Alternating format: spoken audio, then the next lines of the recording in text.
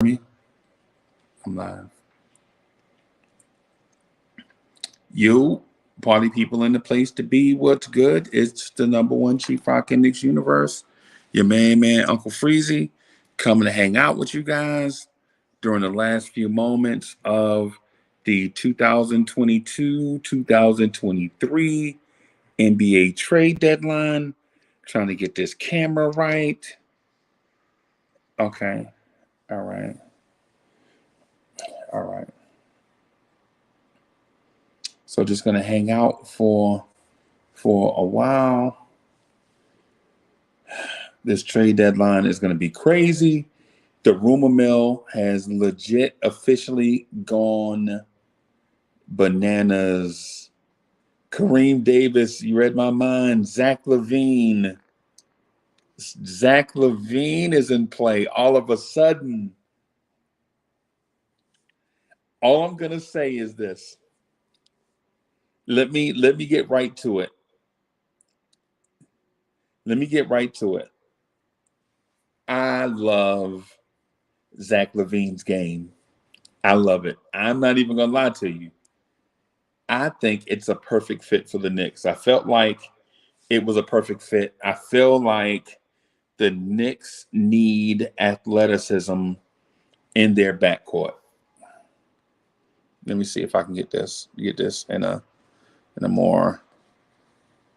Yeah, bear with me, man. I'm trying to do. Dang, that finger is big. Somebody, big fingers. Okay, maybe that and maybe this. No, I don't like all that space up there. I want you guys to see me. Y'all bear with me. I'm gonna maybe do this. Okay. All right. Or maybe I should slide this temporary chair. I don't know. All right. So let me do this. Let me shout out to Kareem Davis. The Zach LaVine thing, I feel like you got for those of you that's been following the channel for any significant amount of time, you guys know I feel like the Knicks suffer from a lack of athleticism in the backcourt. Um, I do think there is something to the Tom Thibodeau Zach LaVine ties.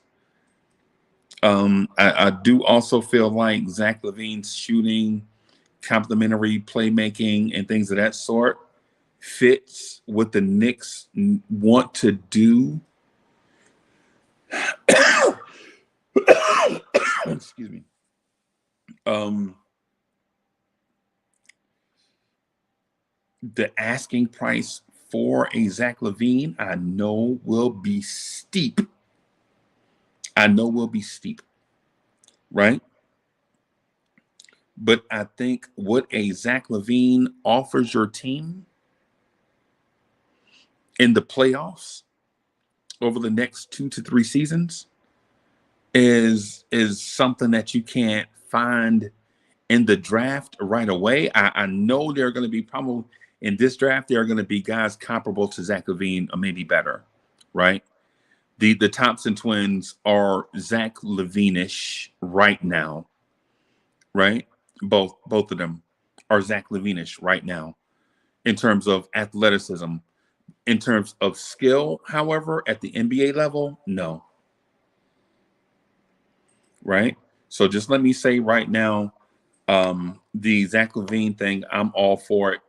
Um, what would I be willing to give up for Zach LaVine? I guess you guys are asking, or not what I'll be willing to give up because I'm not, in the front office and I'm not a decision maker with the Knicks.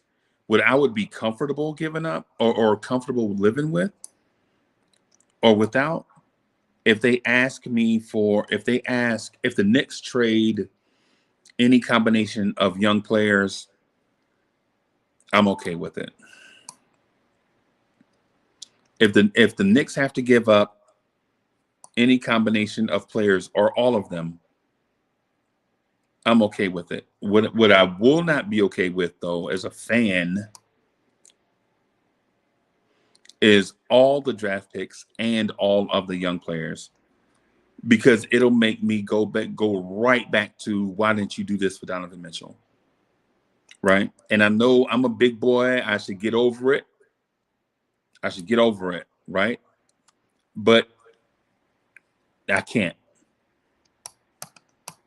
I wanted Donovan Mitchell. We don't have him. I'm coming to the grips, the realization that the Donovan Mitchell ship has passed, or how do you say that? That ship has sailed, I guess is the way that you say it. But a Zach LaVine consolation is one heck of a consolation prize. That's one heck of a consolation prize. You feel me? And I know everyone may not agree on the direction of a team and things of that sort. And like I say often, it's okay for all of us to root for the team in the way in which we like to root for the team. You know? So if this Donovan Mitchell thing, Zach LaVine thing has some legs to it, I'm okay with it. But I will tell you this. If I find out that the Knicks could have acquired Zach LaVine and did not, then I'll be in a weird place. But I'm okay with the Knicks being active. Let me shout out everybody in the chat. Kareem Davis, Danny was good. Canal by Lawyer. Mets, salute to the Mets. I see you, boss. We're gonna definitely do some Mets talk next week when I get back into Studio G. We're definitely gonna do some more Mets talk. Forbes Phil is in the building. Big Oso, I see you. Stephen Okonkwo, I see you. Not Zay in the building. David L. Salute. Kerry Cox, the son of the legend, is in the building. Steelers, Knicks fan, what's good? I see you. Okay. Real talk. Okay, I see you. Shaq in the building. Hey, what's good, SB? SB, what's good, man? I be seeing you out there on IG and TikTok, bro. I see you out there grinding. Shout out to SB. What's good, man? SB, how the family doing? All Future Media is in the building. Dre is in the building. What's good? Rodney Atkins. All right, I see y'all, man. Okay. Osaduke is in the building. All right. Frederick is in the building. Hotline Bling, Nets fans in the building. What's good?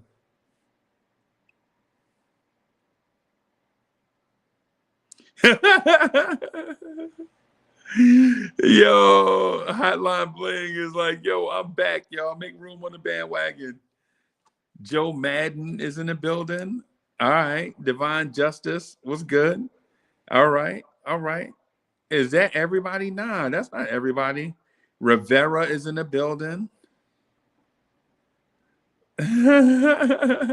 Yo, I keep forgetting SB. SB is in the building. SB is a Chicago Bulls fan, man. He do a lot of content. Make sure y'all check out Real Takes. I think he go by his real name in some of those social media spots.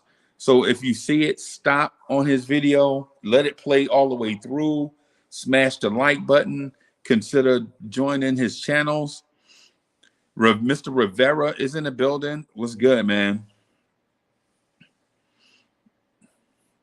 Yeah, man. So salute to all of y'all, man. I'm glad y'all coming through to hang out with me. I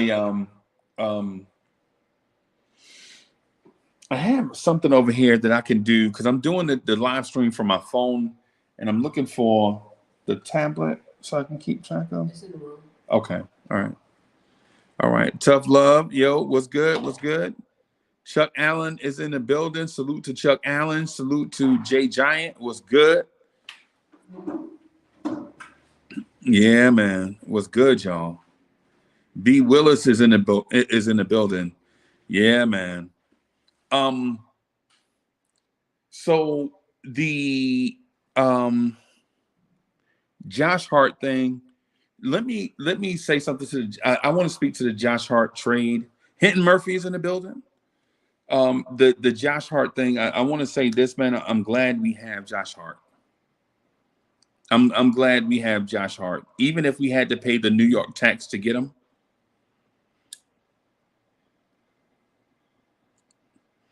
even if um even if we had to pay the New York tax.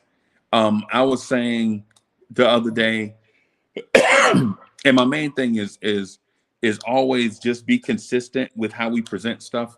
And the other day I was saying, if you're gonna want to go get a guy, pay the tax. So what is New York? I said it to Free Keith on Knicks freestyle. So what? Pay the tax. And the Knicks went out and paid the tax for Josh Hart. So what? Let's do it. I'm glad Josh Hart is a Knick.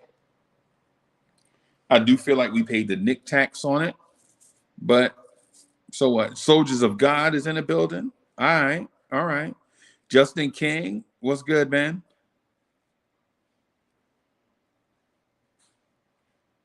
Yeah. Hey, yo, Jay King is like, yo, I won at Hart like 2 years ago. It's funny how things work out. Thank you, boss. Staffa Don is in the building. Okay. Okay, I see you, Staffa Don. Staffa Don. Staffa Don is in the building. Okay. I'm just gonna try to keep everything. I'm gonna try to stay as updated with stuff as quickly as possible. Mo Hot is in the building. So let me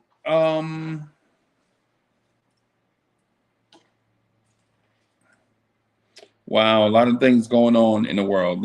Let's start by let's while these teams ramp up towards this last hour and a half, let's talk about the certainties that we know, right? Let's speak to the certainties, right?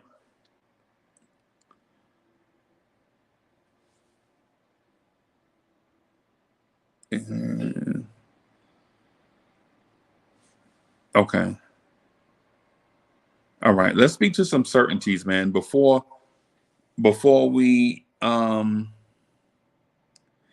future media says this trade deadline is very active. All of a sudden, it's not like in previous years. In previous years, it started off steady and stayed steady. This year, it was slow, and then all of a sudden, an eruption happened, and everybody getting in.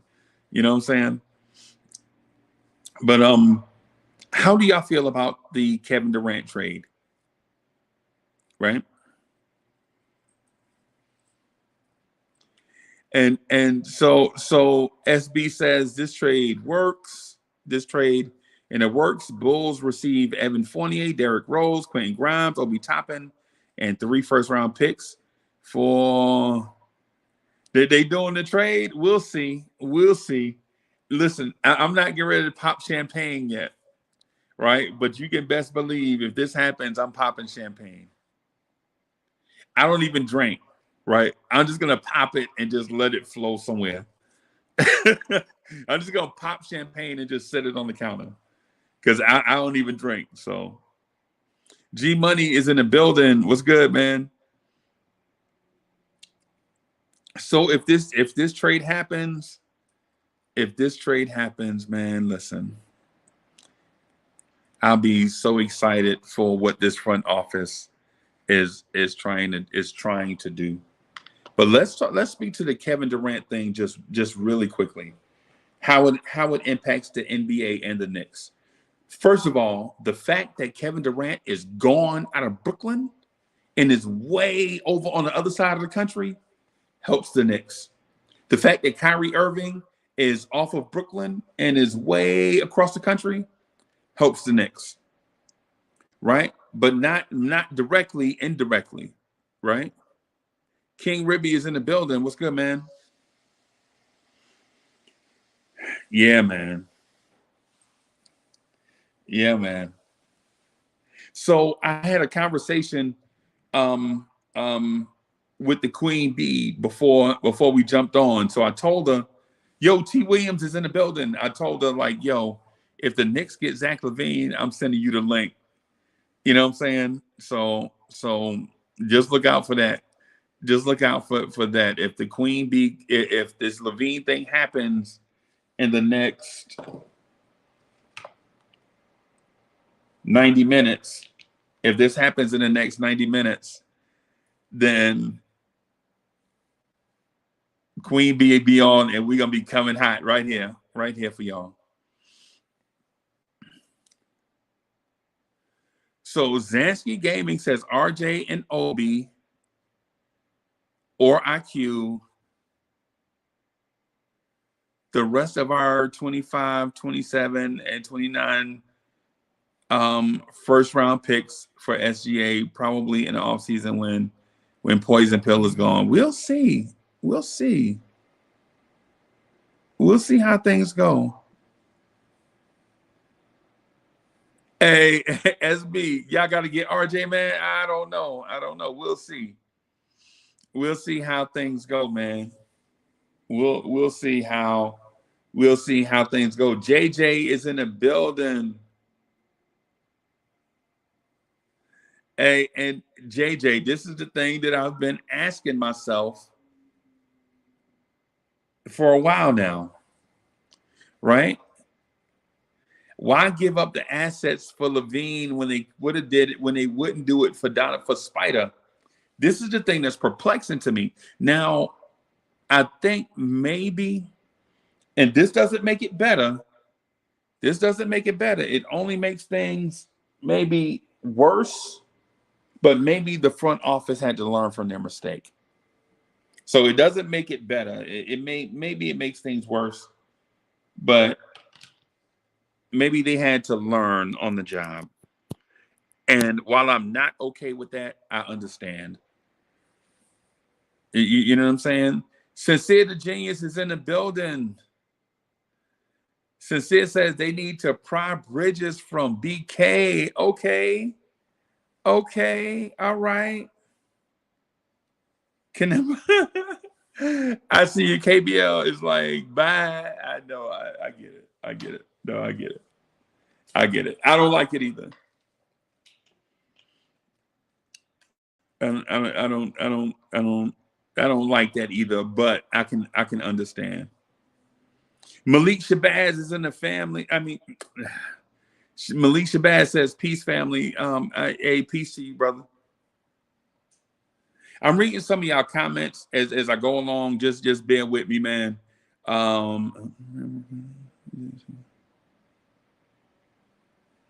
Wow. Okay.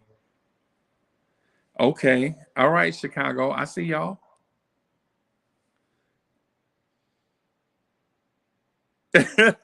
Keith Turner says, just send RJ, man. Don't nobody care.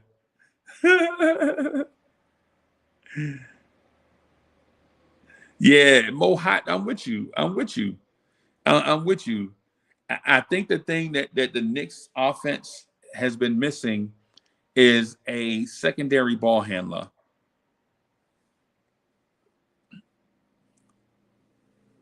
I think we're missing a secondary ball handler.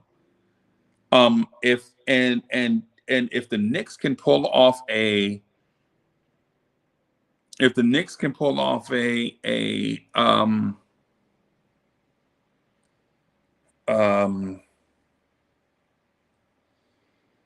Zach LaVine deal and then look to use remaining pieces for an OG Anunoby, I think now the Celtics, and now we're on the Celtics radar.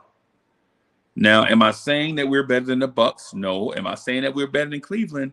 Now, am I saying we're better than the Celtics? No. But what I am saying is a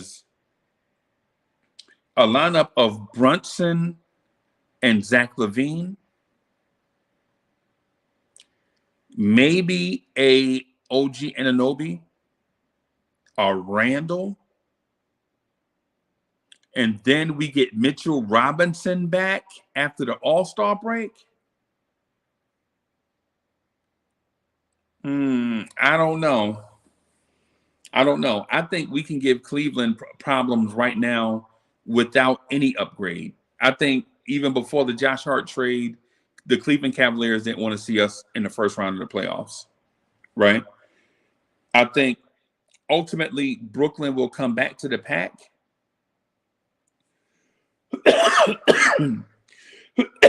I think Brooklyn may end up being a play-in team, right? Because they're too high up in the standings now to fall completely out of the playoffs. But ultimately, I think the Knicks can make a significant move by upgrading to a Zach LaVine. I don't think an SGA is on the radar. Um, and then if you get SGA, what do you do with your current point guard, right? Um,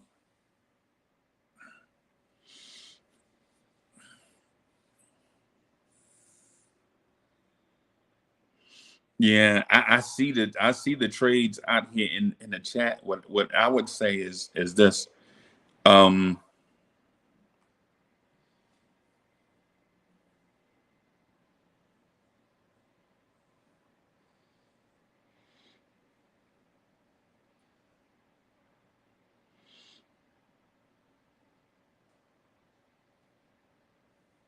I like our chances.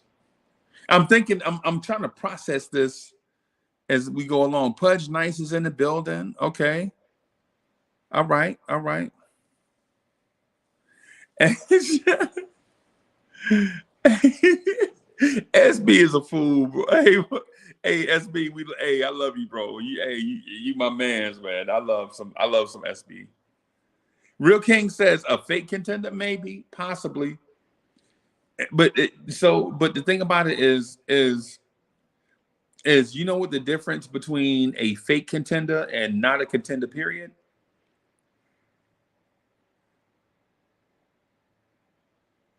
Yeah, yeah,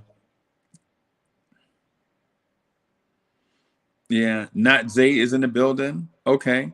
And Joe Madden says, go get a 3-and-D, and I'm good. Hard pass on Levine.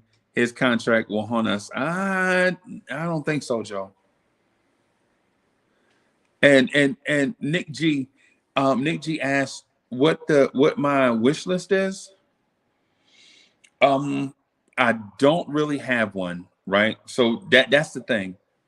I don't really have a wish list. Like I'm not really does the Zach Levine thing will basically tug me into the Knicks thing again, right? Right now I'm apathetic. Like I've been saying it. The trade deadline has piqued, me emotionally a little bit, that the front office is at least trying to be active.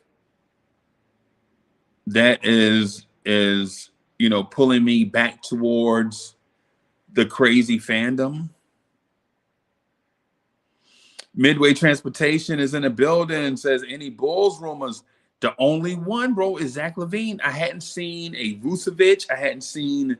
I'm talking about serious rumors. I'm not talking about no whispers in the dark. I'm talking about serious stuff. I hadn't seen any significant thing, but we'll see. We have about 82 minutes to the trade deadline. So Nick G is in the building. So as far as my wish list goes, Nick G 2K,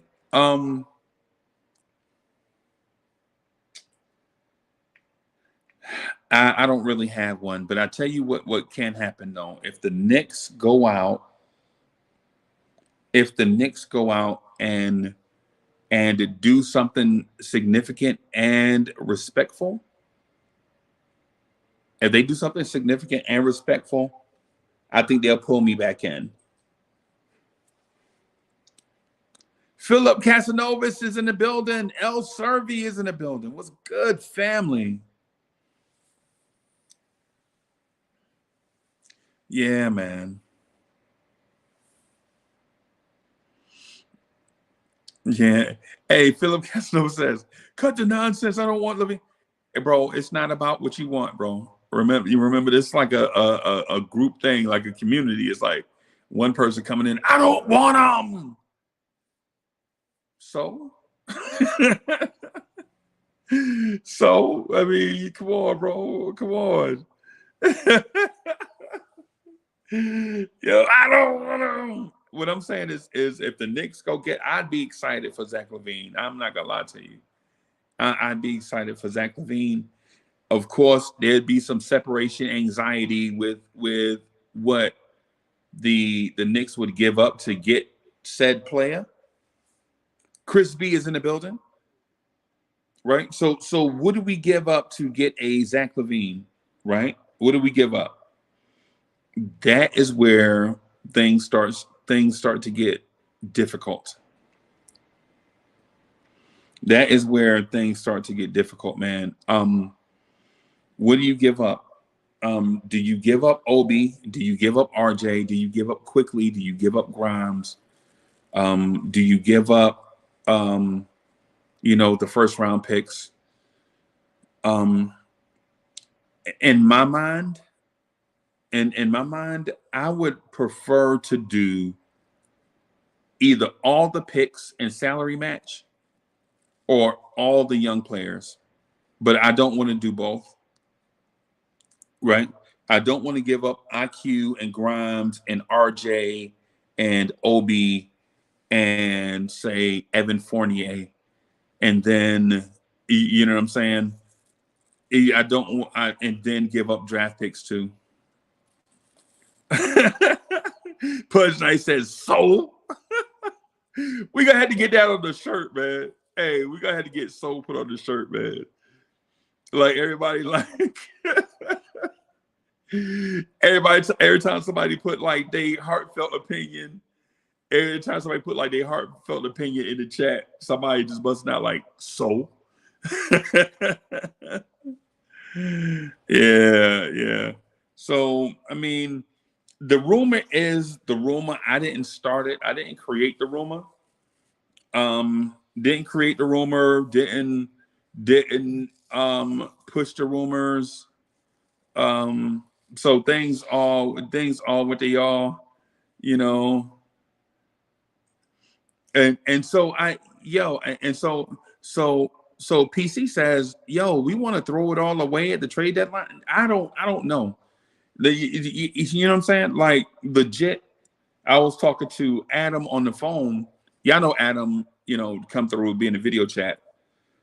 And so I was like, yo, Adam, I'm taking a nap, man, because I'm trying to, I think I'm gonna have to do a super long live stream. And so Adam was like, so? I was like, so when he started talking about the Knicks. So yeah, about these Knicks. But anyway, while I was talking to him, the Zach LaVine thing came across. So I immediately reached out to other content creators in Knicks universe to see if it was me, reaching, or if this was something real. Right? Yeah. Yeah, man. Yeah, man. So it's one of them things, man, where wow. Knicks for Life said pass on Zach LaVine. What am I missing, bro? I swear, this one right here, this one right here, it kind of yeah. I don't know, bro. I don't know, man.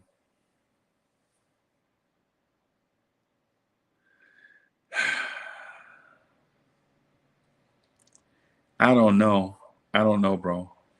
I don't know how you even entertain the thought of Grimes and RJ in the place of a Zach LaVine. I can't wrap my mind around that one. I can't wrap my mind around that one. Will Salkins in the building?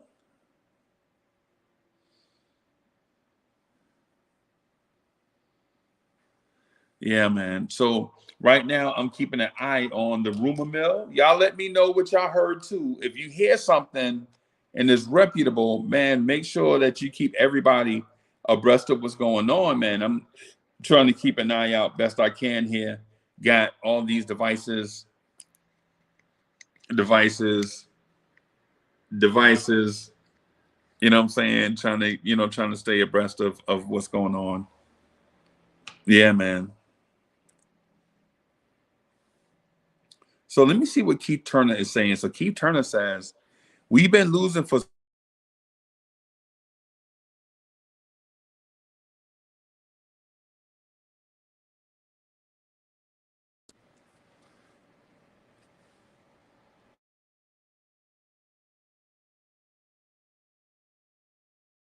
All right. Yeah, I had a telephone call come in. That was strange. I'm sorry about that. This is what happens when you work from your phone and stuff. So, and Divine Justice says Zach Levine has been losing his whole career. Yeah, I agree. I agree. You know. So, what is the move that you guys would like to do? Real King, Real King talking about cut the blasphemy, man. Hey, man. Hey, man, really, I don't know, man. I mean, come on. This is not like a rumor that we created. This is something that's coming across the stuff, and whether you're on board with it or not, this is life around the trade deadline, right? This is life around the trade deadline. Rumors will persist. And if you're not a fan of rumors and all that stuff, then this time of year is not for you.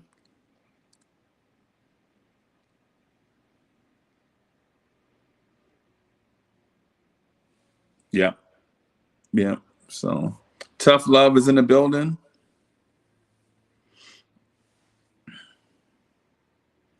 Yo, if tough love, if this is accurate, tough love, I ain't gonna lie. Hey, listen, I'm not gonna hold you to an unreasonable standard. I'm glad the fact that you were bold enough to put this out here, right? So shout out to tough love for being bold enough to put this out here. But the Knicks don't want to give up Grimes, I'm hearing. If that is the case, if that is the case, Quentin Grimes better be a superstar. You hear me? Quentin Grimes better be a superstar. And if you thought that we were like people were unreasonable with Grimes right now, or because of Donovan Mitchell, if they pass up on Zach Levine for Quentin Grimes, then Quentin Grimes better be Jaylen Brown.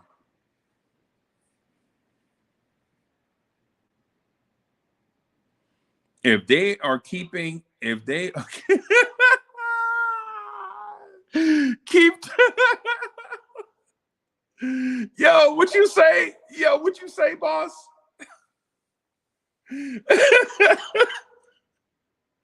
Man, yo, get out of here, man.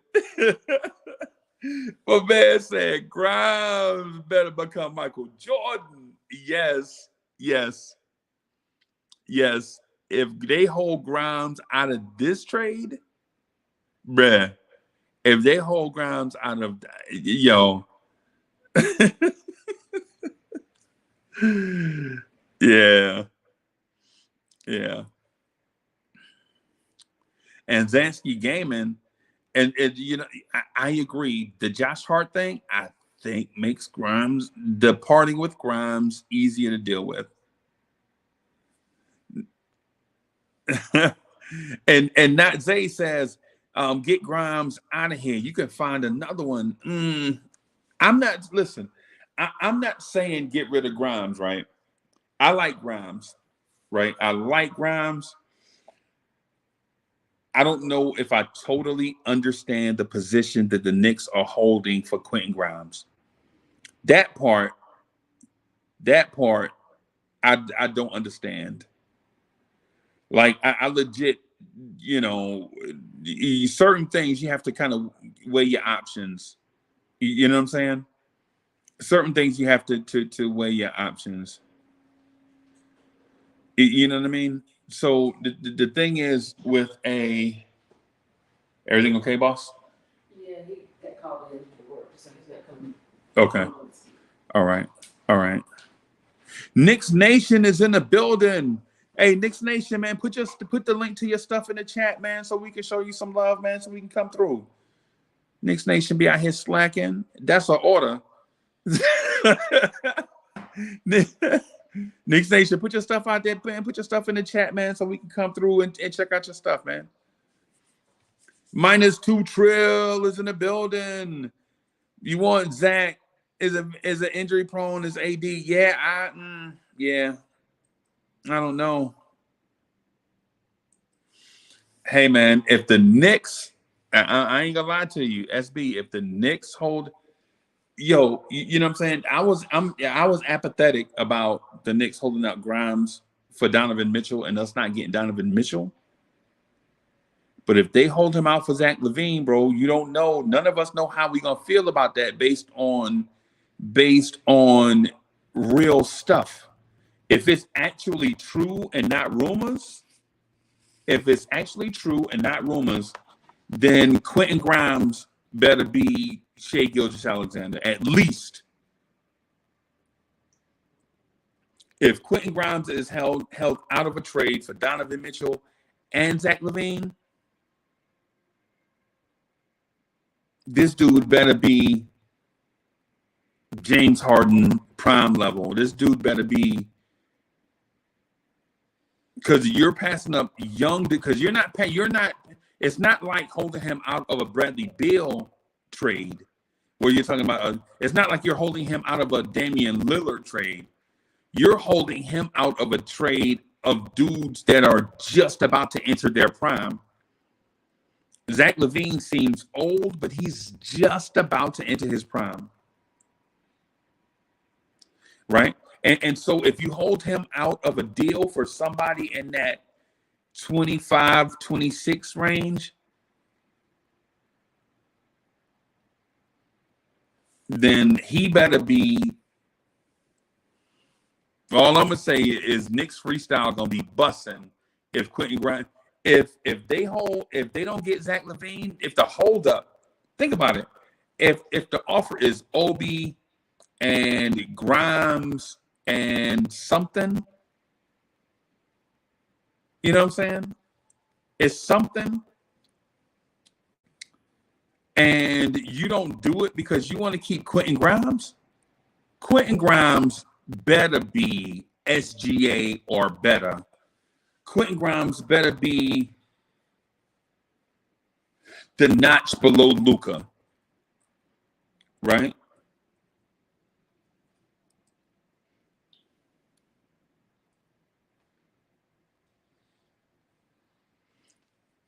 CQ Unlimited is in the building. Shout out to CQ. CQ in the building. What's good, boss?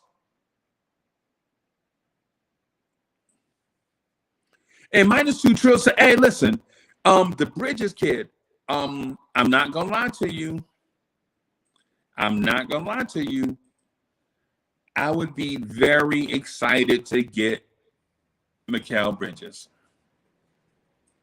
Not because we can correct an error that we made 4 years ago, 5 years ago, but the kid can play.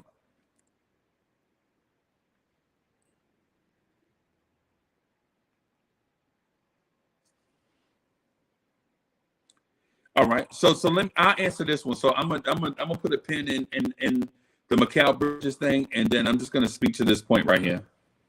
Right. So why are you so gung-ho for Zach LaVine? All right, so I'm not gung-ho for Zach LaVine. I'm gung-ho for the archetype. You feel me? I'm not gung ho for Zach LaVine, but if you followed over the course of what's been about 8 to 9 months, I've been gung ho for diversification of the backcourt talents, the attributes, right? Think about all of the guards the Knicks have, right? All of them, except maybe Quickly, are stocky, well built, not athletic guards that thrive on high IQ, even though the IQ is not always there, right? And so for the past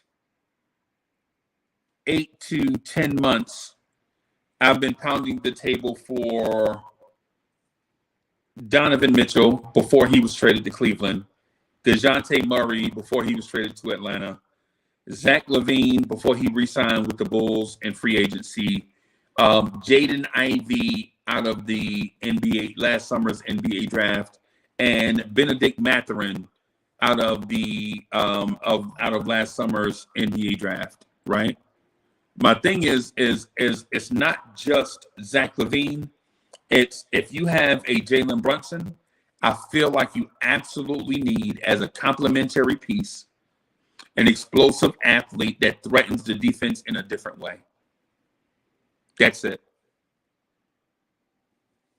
That's it. It's not about, say, a dunk contest. Wow, the Nuggets traded Bones Hyland. Okay. Everybody busy, bro. Everybody busy. Okay. All right. Bones Hyland went for 2 seconds. Come on, Knicks. You could have did that. The Knicks could have did that right there. The Knicks could have, man, come on, New York. The Knicks could have did that. 2 seconds for Bones Hyland. Come on. What's yeah. So my thing is wow, OKC trades for Dario Saric. They traded Baisley. Oh, they traded Baisley. Baisley's gonna be something, man. I think Baisley's gonna be something. I don't know what. And Big also says Sadiq to Piston for Wiseman.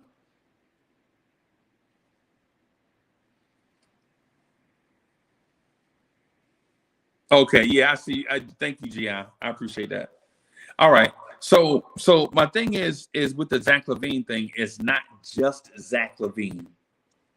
I feel as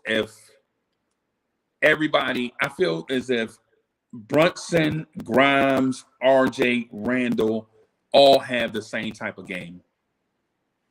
Stocky, well-built dudes, muscling their way to the basket. And when they're not, they're spotting up for three, except for Brunson, of course. Right?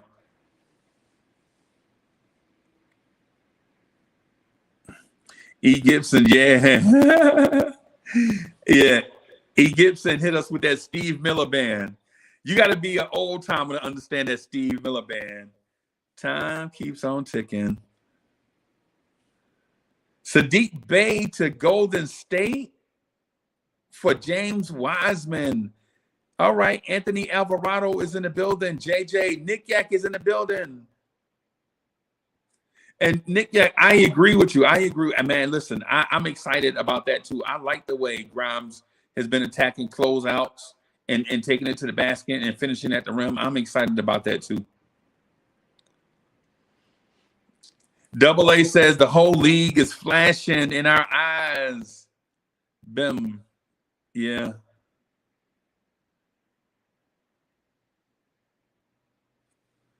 Wow. Rumors from the Sun are saying the Knicks are eyeing Zach LaVine.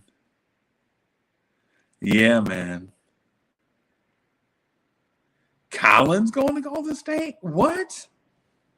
Golden State is busy. As Knicks fans, would y'all look to poach some of those young Golden State players?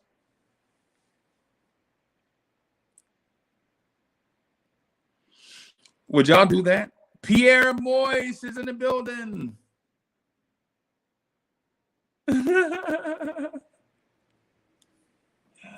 Yeah, man. Yeah, man. This is nuts. Yeah, this is nuts. This is nuts.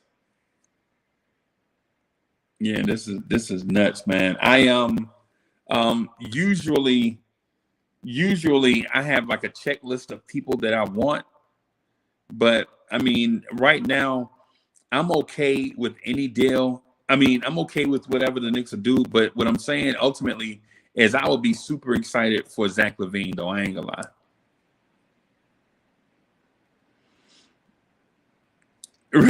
Real King said John Collins to Golden State, man. We don't stand a chance out here. Yeah, you see all that talent moving? Yeah, man. All that talent is moving around. Let me see. Let me pull up.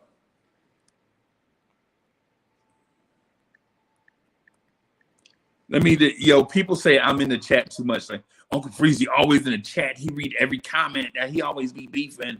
He always be reading every comment. I know. I'm gonna try to get away from the chat just a little bit to check on the happenings around the league. Let me see. All right.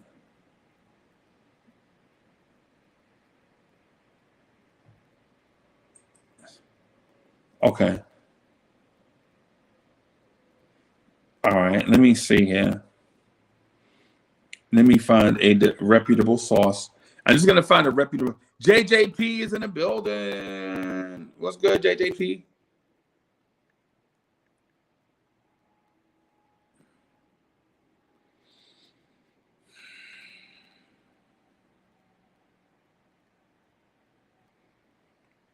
The Hawks are sending 5 second-round picks to the Warriors to acquire Bey.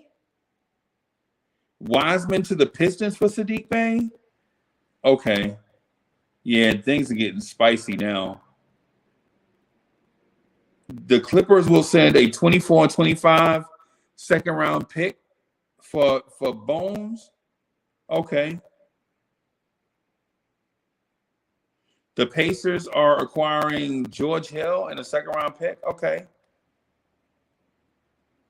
George Hill, wow. Okay. These second round picks are flying around, man. What do you think is going to happen when the dust settles?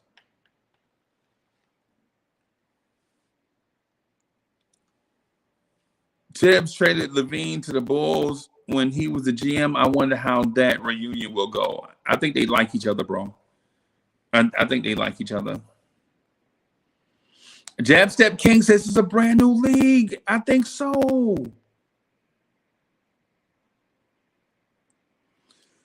Yeah, man. Hey, yeah, hey, yeah, man. I saw that. I saw that.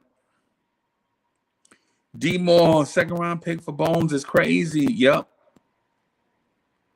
Jimmy U says we got 32nd round and nothing being done right. Like, what are we waiting on? What are we waiting on?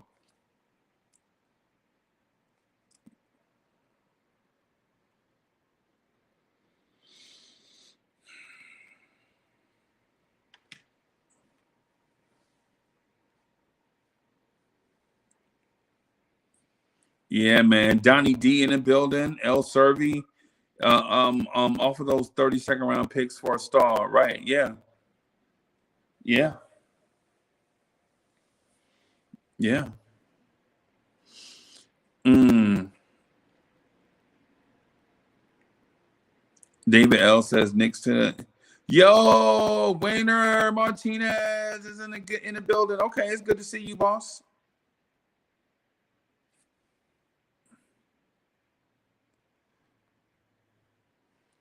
Me too. Me too. Me too. I'm in that same camp. I thought, on 1 minute, second round picks don't matter. The next minute, everybody's after second round picks.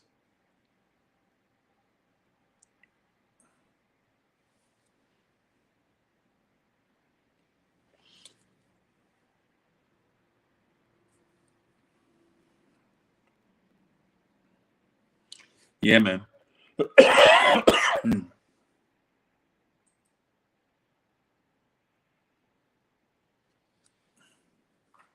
Yeah, yeah.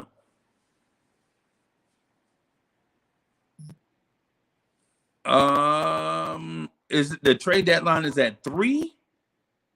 Max, I think the trade deadline is at 3, boss. I thought it was at 4. It's at 3. Clearly, it's at 3. I thought it was at 4, but it's at 3. So good thing we did jump on a little bit ahead of time.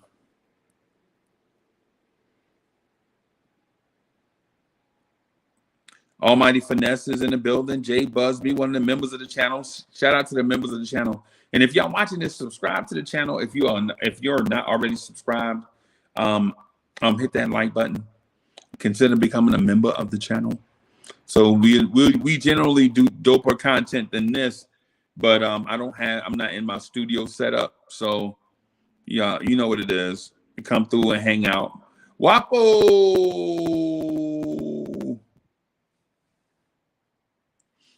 Yep. And everybody holding those first for Wemby except the Knicks. Almighty Finesse. Hey, Finesse, I don't know. But if we get Almighty Finesse, if we get him, what you gonna do? Hey, and no lie, no lie, Almighty Finesse. If we get OG, what you gonna do? I know you're gonna come up here. I know you're gonna come up here and say something.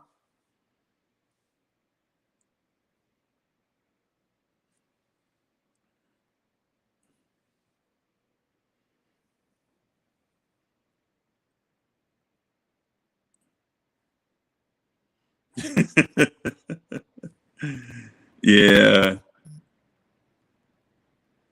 All right. The 3-team Wiseman deal is set. Okay. All right.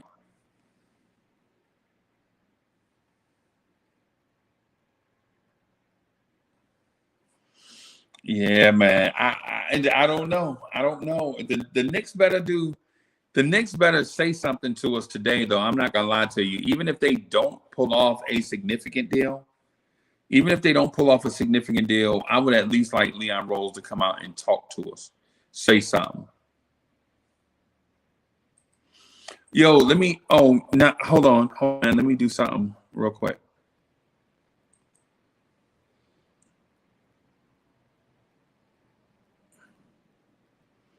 I just got to do something real quick, man. Yeah, I know what it is, man. I'm trying to.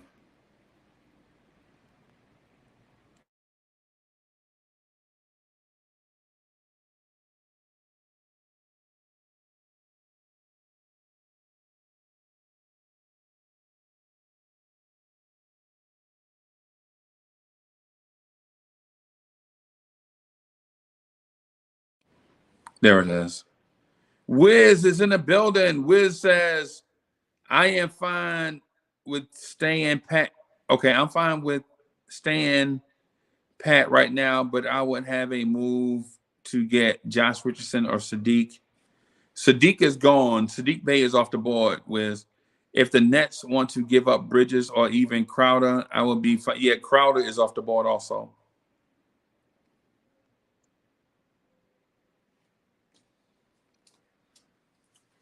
Justin DW says, I'll take Mikal over OG. He's having a good year. Okay. All right.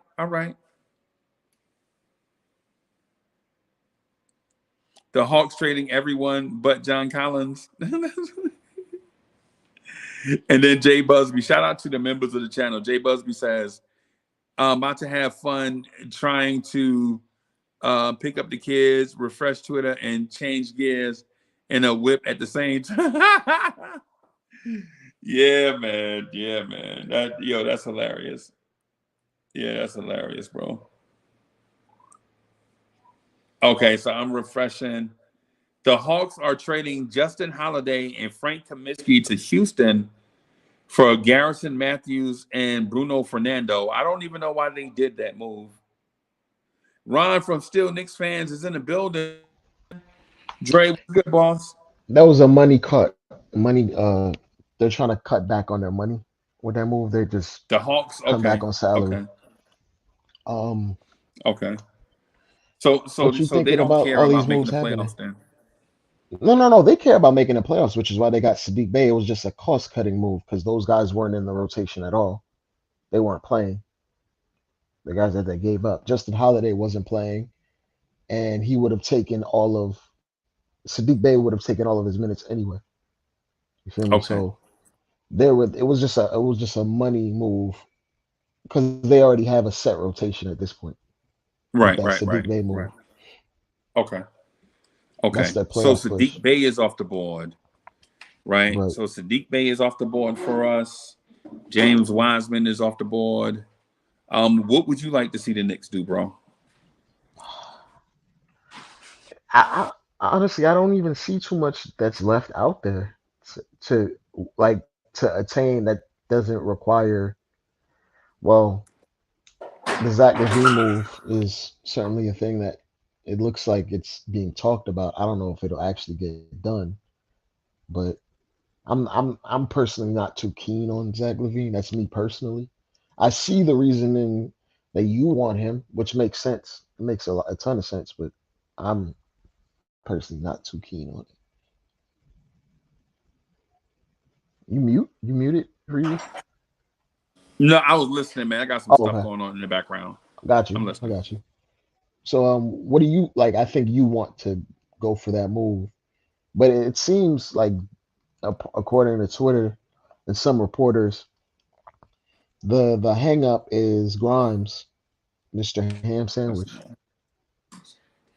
Okay. All right. So, Seems the hang up is Grimes. They don't want to do Grimes in 3 picks.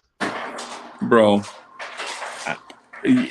man, look, We didn't give up if Grimes they don't, for Donovan Mitchell, and we wanted Donovan Mitchell way more than we wanted Zach Levine.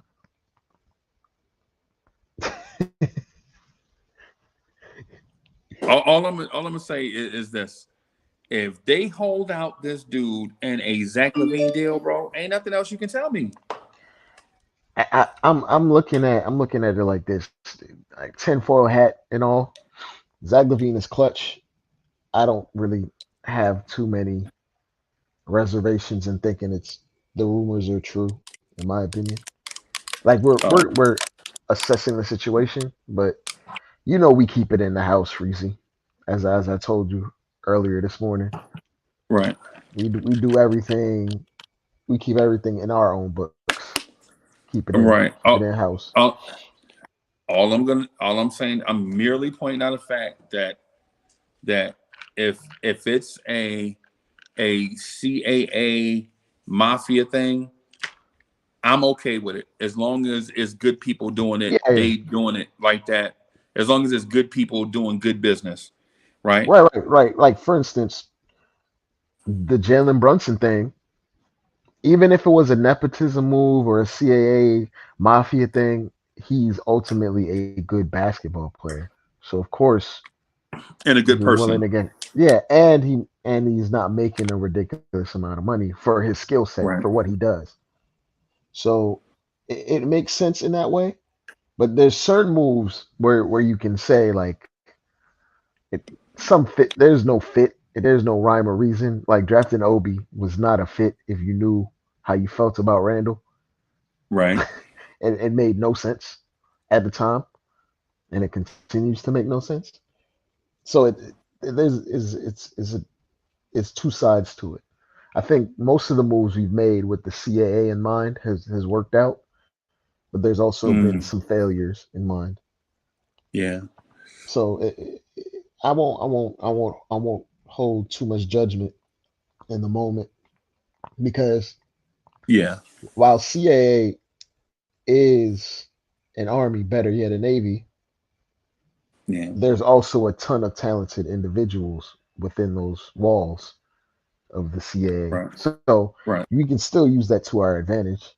You just have to make the Right. right decisions, the savvy decisions, not overpay. And well, for instance, the reason we even made this move, when we have guys that are agents for like Josh Hart, we kind of already Okay. know what money he wants. We already know what he has in mind, what he would be Right. willing to resign for. That's why Julius Randle we signed for less. That's why Jalen Brunson signed for a nice deal. And even though we're kind of down on RJ is not making what Jordan Poole is making, The 26 or and a half. or Yeah. what Tyler Hero is making.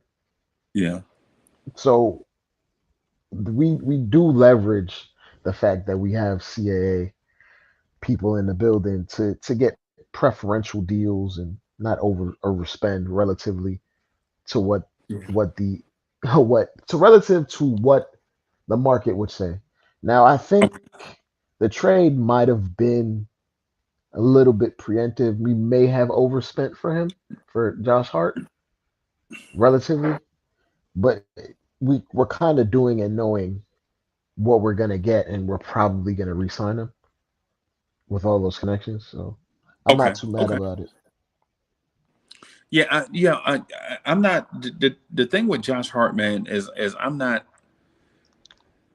Um.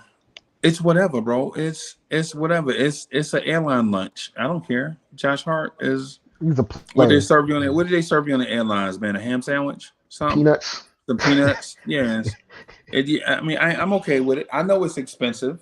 You know what I'm saying? I know we paid the New York tax for Josh Hart. I understand that, right? But it's like paying the entry fee on the poker game. You got to pay to just to get in. Right. That's the way over the last 2 hours. That's what I'm thinking. Like, in order for teams to start dealing with us, we gotta break the seal. We gotta, whatever it is that we gotta pay. Exactly. And I'm seeing these deals where all these second round picks are going all over the place. And it's kind of funny. Brock Aller and our team kind of were the first in that trend to spend a ton of second round picks or acquire a ton of them. That's the trend the Right. league is going into now, where second rounders aren't as invaluable as you might think. Right. Now, when you can combine two, three, four of them, which we've been doing as far as asset acquiring the last 3, 4 years, having all those second rounders can be to a benefit. And what it's looking like, it's looking like the Warriors might be trying to flip those seconds and maybe Moses Moody or something like that for OG. That's what it's looking like, in my opinion. I think they're gonna go after OG. Mm. Oh, Lord have mercy. It makes sense if you're putting a two and two If together. if Toronto accepts it, but they can't. But you can't tell me Toronto wouldn't have accepted the Knicks offer if they accept Moses Moody and several second round picks when the Knicks were offering three heavily protected first round picks. They don't. They're also thinking within conference. That Mm, also matters within conference, within division. They don't want to see OG Anunoby 4 times a year for the next 2 years while controllable by another team. They'd rather ship him out over West. You'll see him 2 times a year on another team that right. doesn't really affect what we got going over here. We do an OG trade. We immediately vault ahead of the Raptors for the next two We're, years yeah, with we ease. already ahead of the Raptors for the next I two mean, years, bro. I'm saying with ease, but you see, like the Raptors made a move to get a legitimate center in there, so they're not giving up. Is Right. what I'm saying. They went out and got Pirtle, which was there, Yeah. who was there before, and he's a legitimate center in the league that does Yeah. center things and gets rebounds and does the dirty work. So Yeah. they're not giving up. So when you keep that in mind, it puts more context into why they wouldn't want to be so easy to give up someone like him within conference, within division, when you have to see that guy Right. often. We're the ones competing with them, so we'd have to completely overpay on top of the New York tax to Ugh. even on top of that to even get him. Yeah. I feel you. So it's like they'd legitimately rather take heavily protected picks or a ton of seconds to send them across the country, across into another country, across to another 3 time zones over, where they don't have to think about him. They don't have to see him for Right. 2 games a year, and that's it. And And if they one of see them, him, yeah, and if they see him for more than that, that'll mean they're in the finals, which means they made the right move because they ended up in the final. right. So it's Wow. you gotta.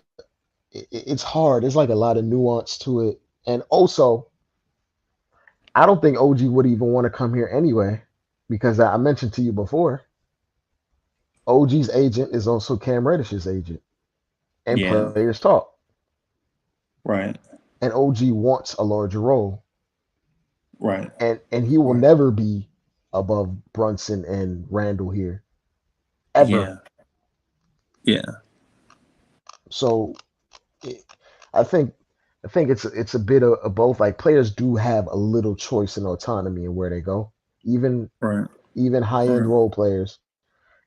Matter of fact, not even high end role players. Jay Crowder was basically bullying the Suns and said, "I'm not playing," and they basically shipped him out. And now he basically wound up on a contending team anyway, the Yeah, Bucks. So you gotta there's nuance to it. Like in player empowerment era, everybody has a little bit of choice and power where they're oh, going, unless you're a complete afterthought type player, like the Ryan Archidiakonos of the world. Those guys right. don't have a choice. And even if those guys have choices, technically Ryan Archidiakono had a trade, like he could block a trade, Right. and he didn't. But that's CAA for you. He probably gave him a Man, little bit of money under the table just to even accept it. to accept, yeah. Man, did so Pat Bev to the to the Magic? Why? For what? I don't understand that. What did For they give Mo up? Bamba? Mo Bamba? Wow. Okay.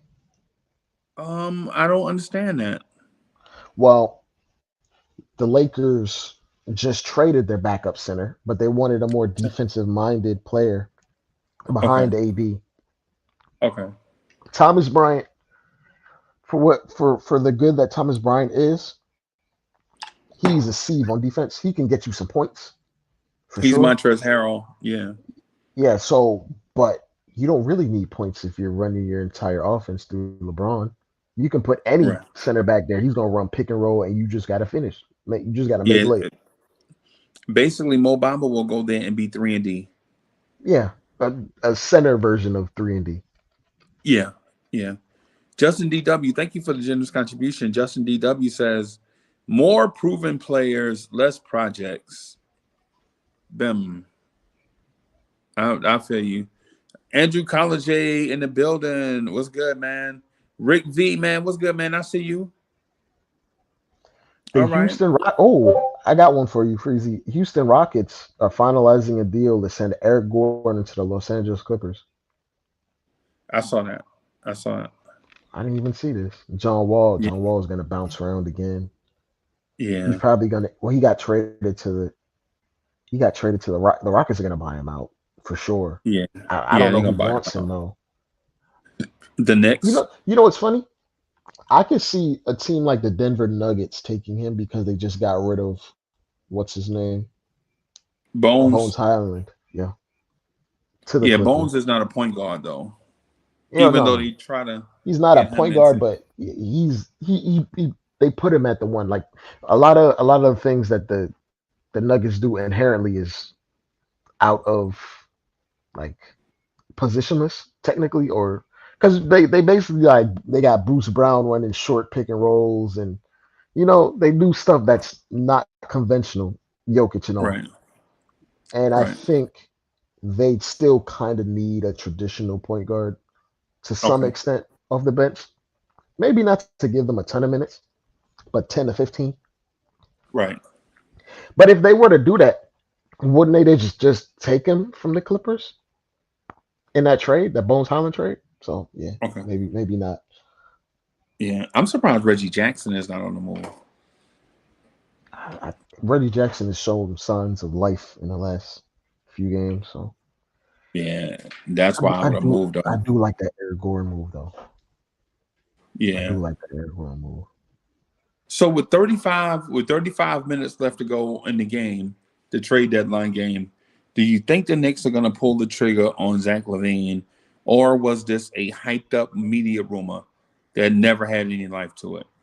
Well, my man who is a Chicago Bulls fan, he told Yeah, me the guy Crowley that had the unsubstantiated rumor before, yeah, he has no inside sources within the Bulls organization.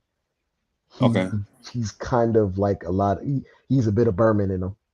He's he's okay, he's a troll and an aggravator. He doesn't necessarily have inside sources, but there okay, are other people that are saying there are whispers. But I haven't seen anyone that is named Wojnarowski or Mark Stein or right. Shams or anybody point to it. And for Or someone as McMahon or anybody, yeah, anybody. and if you're talking about a guy that's on a $200 million contract, that is a walking business in itself. So Right, telling the news on any rumors or substantiated rumors that will come out before an hour, 2 hours before it even happens. Like even the Kevin okay, Durant thing, there were yeah, inklings and rumors for a bit before yeah, it even actually happened. yeah, So like guys like that, you see the big dogs, the big reported dogs put out little feelers. But the discussing thing, that just hedges your bets. Oh, we're discussing. And if it doesn't happen, it's just like, oh, it just didn't happen. right, The discussing thing is fluff filler. okay, This is some of these reporters are clout chasers. yeah. This is the time of the year. This is Christmas in the NBA. Okay, Kevin Middleton says they're working out picks. Okay, we'll see. I'm excited to see the Knicks do something. Okay, so Then Wall for Gordon. I Okay. want to. Well, the Pistons are sending Kevin Knox to the Warriors as a part of the multi-team Kevin Knox Wow. to a Wow. championship organization. Ain't that something? Yeah, man. Yeah, man. I haven't seen that. No, this is the one. Oh, Lord have mercy. I'm in mourning now. Oh, we went to the Pelic. Wow, wow. Really? That This is the sucks. one. I knew a playoff team was going to pluck him, bro. Mm, damn. I think I Josh think I think Richardson. that kind of settles it. What we're probably just gonna go as is at this point. Oh, The man. Lakers and Pistons are in a discussion that would send Bogdan Bogdanovich to the Lakers. Oh, my God. How in the world do the Lakers do Where stuff do like they even this, have man? these And assets? yeah.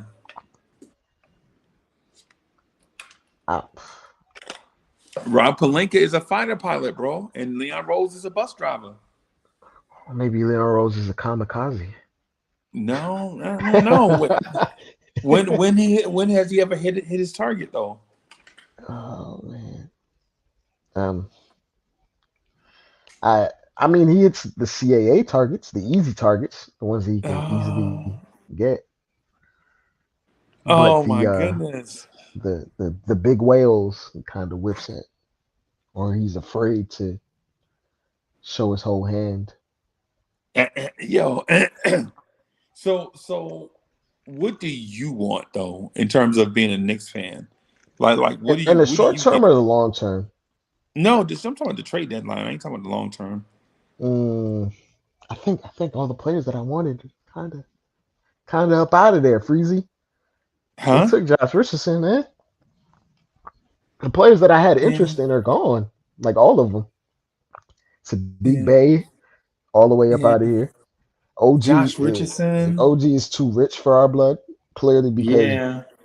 clearly because we wouldn't have made the Josh Hart move if OG was something we were interested in. But last night our feeling was you give up 7 players for Josh Hart because it's the penultimate move. Well, to be fair, we gave up 7 or a pick this year or 5 or because we whatever. didn't want to Yeah, become encumbered with draft capital that we can't play. Like, if Tibbs is going to be here, it's very unlikely we're going to draft someone 15, 16, 17, 18, 19, 20 and play him. Unless we were to move Obi and move a bunch of other guys. At that point, it would be kind of just diminished returns in terms of your drafting. Like the guys that are in that range, while they may be very talented, they need some seasoning, they need some cooking, and we wouldn't provide that for them. Like like Grimes is a ready-made player. You know what I'm saying? Like his skill set is 3 and D, and I'm ready to do that at a moment's notice. And the guys in that range, while talented, are very raw. And I feel like yeah, even though we would probably take the high floor, low ceiling guy, it's kind of like we already have a bunch of high floor, low ceiling guys already. If we're going to right. continue to try to win, so Um, basically, we still have control of our draft picks after this year. We just deferred again. So hmm, I I don't don't know know, what man. the Blazers are doing. I'm seeing what shotgun is. I don't know what the Blazers doing, man. They need to just give up this Dame Lillard facade of trying to win. Like, just stop, man. Just stop. Just trade Dame, and you build your future with what's his name, Shy or Shay? What's his name? That 6'7" wing. With Sharp and Sharp, yeah, Simons. Shaden Sharp and Simons, and just get it over with. Rip the Band-Aid off, man. Yeah, They're doing man. too much. Yeah, But they but just roll with the law firm. Sharp, right, Simons, and Cam did the law right. firms. I'm just it got to be a Dame Lillard thing where it's like Yeah, Dame wants to be the big fish in the little pond, yeah, where he's just comfortable living on the castle with depreciated assets that are not necessarily going to grow any further. yeah. He needs to get that Kevin Garnett epiphany. Remember, Kevin Garnett got traded in '08, and he was like, Yeah, why did I have so much loyalty to the Wolves, yeah, man? I should have been left. Like, yeah. it's like, is this Basically, what winning is really like? Why was I doing yeah, this? yeah. But when you're a loser, you don't know what winning is like. You don't know what you're missing. But it's Okay. weird, man. They, but like Shaw said, they said the Blazers are targeting Beal to do what? To have a remix of the CJ McCollum Dame era, but with older versions of it But that with are all more the broken down. players, yeah, Like, like I don't know what they're doing out there, man. But I don't it's know. I not don't not know, my not my. man. I'll tell you this much though. If they want to come here, I'll send some pics though. But that's not gonna happen. He don't want to come here. Yeah, Uh, well, or nah, I'll say this with because we still have Brunson, so you can't have two of them in the same backfield together. or Defensively, it would backcourt, be yeah, it would be yeah. horrendous. Um, with 27 minutes left to go in the NBA trade deadline for the season, Yep. what I'm gonna say is that um, let me just say this as an NBA. I'm gonna say this as an NBA fan and not a Knicks fan. Right. If you traded all of that stuff for Josh Hart and it gives the impression as it's a complimentary move, and you don't bring in the thing that made you make a complimentary move, and you also again shopped Obi and Grimes and Cam and RJ and all of this in a star move, and you didn't pull it off, and you didn't do it because of Grimes, Whew. if I'm RJ and quickly, I think that's the final straw, bro. Like I think that's the you, final straw. you, you it's like we're cornering the market on 6'3" to 6'5" guards that play bigger than what they are, but aren't really big. AD, what's good, bro? What's up, AD? Hey, How you doing, man? you're doing pretty good, Uncle Freezy. Yeah, man. How you doing? I don't know. 25 minutes. 25 minutes, man. Dre, what's going on? I'm cooler, bro. I'm chilling.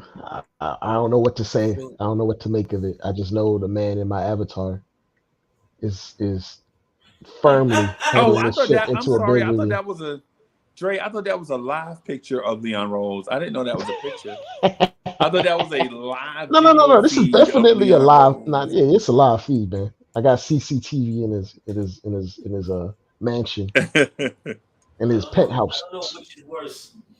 Dre, I don't know which is worse. Is it your Leon Rose avatar or Uncle Freezy giving us this that if they do something significant but respectful, is that the term? Significant but respectful?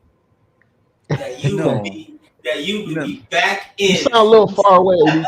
Can you be a little bit closer to the mic. Yeah. No, I'm talking about no. What I'm saying with the Knicks front office is something significant, but at the same time something poignant, right? You don't want to just go out and just make a move just to make a move. That's not what I'm saying. I don't want to give the impression that that's what it is. What I'm saying is the Josh Hart trading 7 players for one thing is bothering me not because of Josh Hart, because he's a fine human being and a good player. But what I'm talking about is why pay the Knicks tax for Josh Hart and not have him be the Robin to a Batman that's about to make an entrance? What do we need with another Batman? Don't we have enough Batmans? I mean, Is he enough even a Robins? Batman? No. I'm talking about he's a Robin. Don't we He have ain't enough even Robins? I would say the He's not only even- Robins on this team are Brunson and Randall. That man, not even a butler. To keep it real, Oh, He like he ain't Alfred. okay. Picks up the phone. Commissioner Gordon. Hey, so GI just jumped in. Adam asked for the link. I was just about to send that link to Adam, bro. I was just about to send that link to Adam. Yo, what up, everybody? AD, what up, big bro? You sent it to the wrong person, the link? No. What I'm saying is I'm trying to limit it to 4 on the screen. I'm about to leave. I'm gonna be quick. Oh boy. He coming in shooting. No. You said you got a 4 limit person, so I'm gonna be in and out. First of all, all of this is just recovery from the Donovan Mitchell and the then knee-jerk give RJ Barrett $100 million. I really think these guys are as basic to say, okay, well, we got to give RJ $100 million, so it looks like we believe in our guy. And then, when we go to trade him, we're going after big fish anyway, so we need the salaries to match. So that'll limit the amount of draft picks we have to throw in. So we need to, I don't know what, like, this RJ Barrett thing is crazy. If he's not your fit, because you're clearly saying he's not your fit, he's not going to finish games with Quentin Grimes in front of him, quickly in front of him. Well, I'm sorry, not in front of him. He's not going to finish games with Quickly on the team, Grimes on the team, and Josh Hart on the team. RJ's just not going to finish games. You need efficiency the last 2 minutes. That's not his style. So this is all knee jerk. I will say this: they pull this Zach LaVine off, and RJ goes in it, and these guys pulled the rabbit out the hat, and it's going to be all on Tibbs to make it work. And Tibbs will get fired, and we'll probably see a few different coaches. Let's see if we get a championship out of that, though. But there's at least some talent on the squad. I close with this. I'm gonna get the heck out of here while I wait to see if y'all have any responses. I was gonna respond, but go ahead. Yeah, I close with this. It's evident that they have specific guys they want on this team. My boys hit today and say, "Yo, if y'all get Sadiq Bey, then you would have to say, go to your podcast people and tell them Jay Wright's on his way in to be the coach of this team." It's like they're targeting specific players to be on this team. I hope it works. I can't say it's not going to work. I'm not a GM, but they definitely have a model and a player that they want on this roster. Oh yeah. I was gonna say, so to rebuttal that, Tibbs has input on who gets on his roster even more now than last year. And you got to remember, Tibbs was the first one that shipped Zach LaVine up out of there for Jimmy Butler. So, and on top of him being clutch, it's just like I don't see it happening personally. We only really target like low hanging fruit, like the thing that's easy to get. The easy thing, that's what we do. That's what we specialize at the CAA/MSG headquarters. So for instance, I wouldn't be mad at a Zach LaVine move. I'd have a little trepidation because it is a $20 million contract with a trade kicker on a guy that has possibly degenerative knees. So you have to have some trepidation. Dre, but come on. But the ceiling. Have you heard them say degenerative knees? That ain't fair. Because we always say degenerative knees on athletes, bro. It's every time somebody's an athlete, we like, yo, they might have degenerative knees. But for non-athletes, we just say, he just has some. I'm just saying. I said possibly, and the only reason I said that is because he's had 3 different surgeries on his knees at some point or the other. But he had every time I checked, so he had 2 surgeries, like one major surgery and then one cleanup. Yeah. That's crazy. Stop it. There's no such thing as major and a cleanup. So once they cut into your body, and we went into this. Dr. AD. So yes. the doctor so the doctors say it's a cleanup, but you come on and say yes, there's no such thing as a cleanup. There's no such thing as a cleanup. Yeah, so Dr. Andrews say it's a cleanup, and he's known for doing this stuff. That's but fine. You say it's not a cleanup. That's fine. Well, to be fair, Dr. Andrews also said it was a cleanup for Lonzo Ball, and he still has pain in his knee. Exactly. Right. So now Zach LaVine and Lonzo had the same knee. He's not. But you didn't let me finish, Freezy. I was saying his ceiling on his talent is so high, you have to take a hard look at that risk and assess if it's worth it or not. You didn't let me finish. I would still consider it at the right price. That's me. I'm not saying, I'm not too good for no damn Zach LaVine. You must be crazy. No, I'm not saying that. I'm not speaking to Zach LaVine per se. Right. I'm speaking to what I'm speaking to is how we say certain athletes have a knee injury and then they're a walking time bomb, but others who are just regular athletes, we say, nah, it's not that. It's just a such and such and such. All I'm saying is, man, to me, it just sounds like in order to bring down the value of a certain player, of an athlete. Like what I hear people say all the time, like, what would Ja Morant be without his athleticism? Why is that even a question? Do you say that about Steph Curry? No, we do not. But here's the thing, Freezy. You can say that. Because you know what? I don't want to say most of his game, but a great part of his game is built on his athleticism. Remember this. What's my man's name again that was with the Nets, the forward that got drafted ahead of Curry? A forward? Yeah, that got drafted ahead of Curry in the same draft. He was 1, Curry was 2. No, not this. I'm sorry, not the same draft. But he was the rookie of the year. You know what I'm talking about. He won the slam dunk contest. His name is skipping me right now. I don't know. him and Amari had a dunk off major Sky. God, his name is skipping. But Oh, you know, You talking about Gerald Wallace? No, it's the Clippers. The Clippers drafted him. Blake Griffin. Oh, Blake Griffin. You said the Nets. Yes, Blake. But he went You to said the the Nets at Nets. some point. Yeah, he went to the Nets at some point. My bad. But my point is, once Blake couldn't sky anymore, done. Okay. Done. Once he lost his you could fastball, straight changeups. you could even compare it to, remember in the 2000s we ran through a bunch of hyper athletic guards that once their athleticism waned, they disappeared from the league. The Steve franchises. I was just about to say, his name, Steve Francis. Okay. To a lesser extent, Baron Davis. His ceiling was much higher.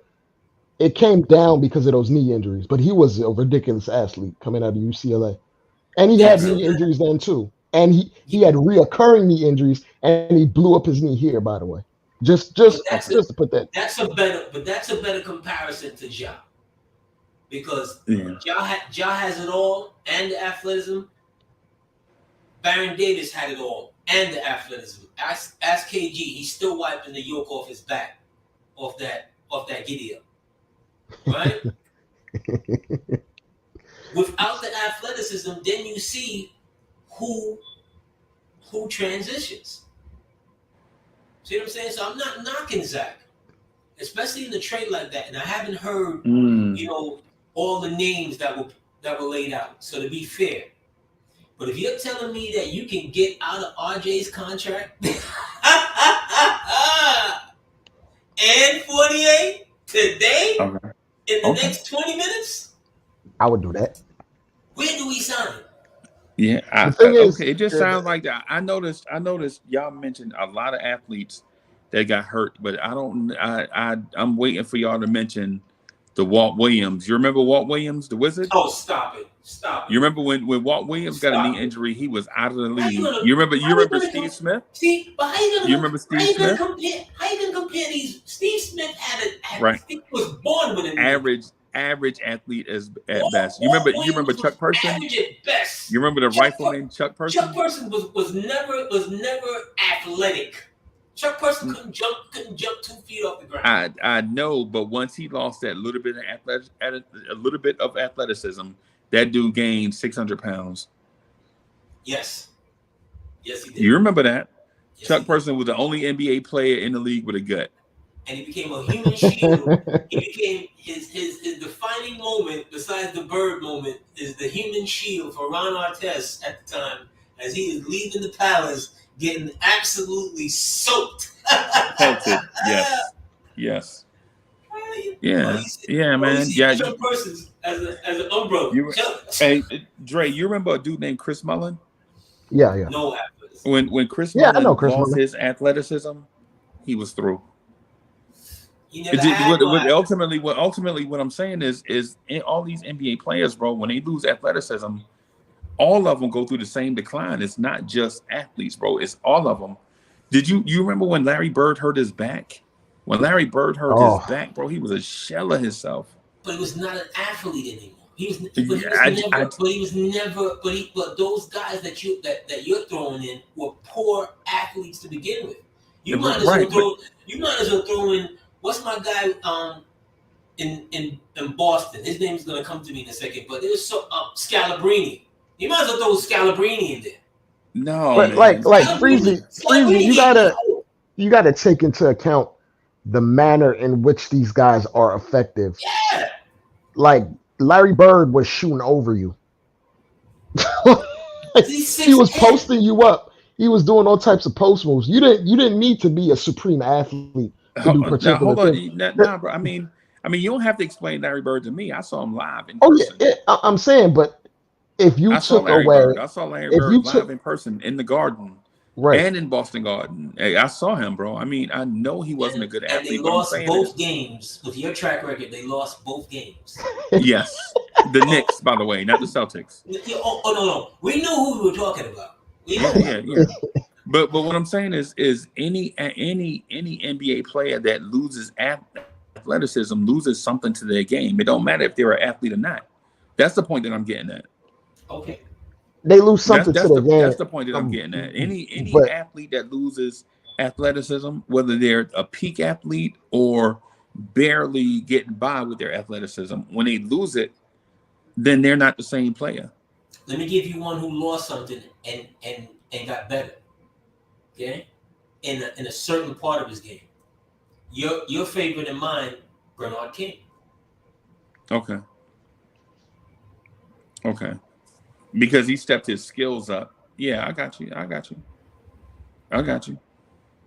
So it's 10 minutes left to go to the NBA trade deadline. Nothing has happened. I'm giving up on the Knicks, bro. The Knicks are not going to do anything at the deadline. Hey, salute y'all. Adam, what's good, bro? What's good? Seven- Freezy, Dre, Anthony. 7 players for 1. Yeah. look Hey, at what this. do you- Hold on, my bad, Adam. The Blazers are trading Gary Payton Jr. to the Warriors for those 5 second-round picks. They traded Wiseman for Gary Payton Jr. Wow. Basically. Wow. and Kevin Knox. Wow. Hey, But hey, you know what? Basically. You know what? You know what? The Warriors are admitting to making 2 mistakes. 2. Right? 1, drafting Wiseman. Should have took LaMelo. Right? And 2, letting Gary Payton Jr. go. Yep. Because for that little bit of money that he signed when he went away, I'm like, you needed him. He was a nice little cog in what y'all did. I think He they're slowed gonna up all do. them They got to guards, do man. another move too, AD, because they have Anthony Lamb and Ty Jerome on 2-way deals. 2 ways, right? Yeah, and I think they want to have both of them for their roster. So I think they're gonna. I think they may waive Kevin Knox. Freezy, again to these guys that fall in love with the bigs. Weissman is a burger. Okay? Hey, He's what you see on the screen right there, but without the cheese. That's it. Burger. I'm gonna say this though, AD. If he goes in a simplified pick and roll offense, I think he'll be all right. Like if he's running pick and roll, You I'm couldn't saying- play pick and roll with Curry and Thompson. but their offense is way more complicated than that. He has to set 4 or 5 screens on any given play. He just doesn't have that. I guarantee you right now, I guarantee you right now, I can get 4 points tonight. Yeah, but that's not what he's saying. That's not what he's saying though. What he's saying is on any given play, this dude has to screen up top, right? Bump cutters on the weak side, be responsible for weak side box out, right? Show when Steph Curry is at the top of the key, and when Draymond is the short roll guy, James Wiseman has to space the floor onto the opposite side wing to not attract defense, right? And you got to do all of that stuff. You have to do all of that stuff, which is okay. He can deal with that, right? But It's advanced. where they have an issue with is that they can't turn him into Draymond Green, right? They wanted him to be a bigger version of Draymond Green. But they didn't need him to be, first of all, and no disrespect, they didn't need him to be Draymond Green, right? That was not his skill set coming out. No, he's an offensive big. Right. They somehow thought they were going to be able to kind of what they thought they were going to do with Cousins. If Cousins wasn't hurt, but Cousins was a different kind of ball player. Right. You see, that's what they envisioned with him. They were going to bring him in. I'm like, but they didn't really want to make the pick. I remember that draft. They didn't really want to make. They were trying pick. to trade it. They were trying to They trade were it. trying to trade the pick and To the Knicks. to the Knicks From at the Knicks time and the when you needed to go get ball, when you needed to go get the best out of the balls, you sit Oh around my God. and draft Obi. Hey, Hey, 80, don't get your blood pressure up over him, my boy.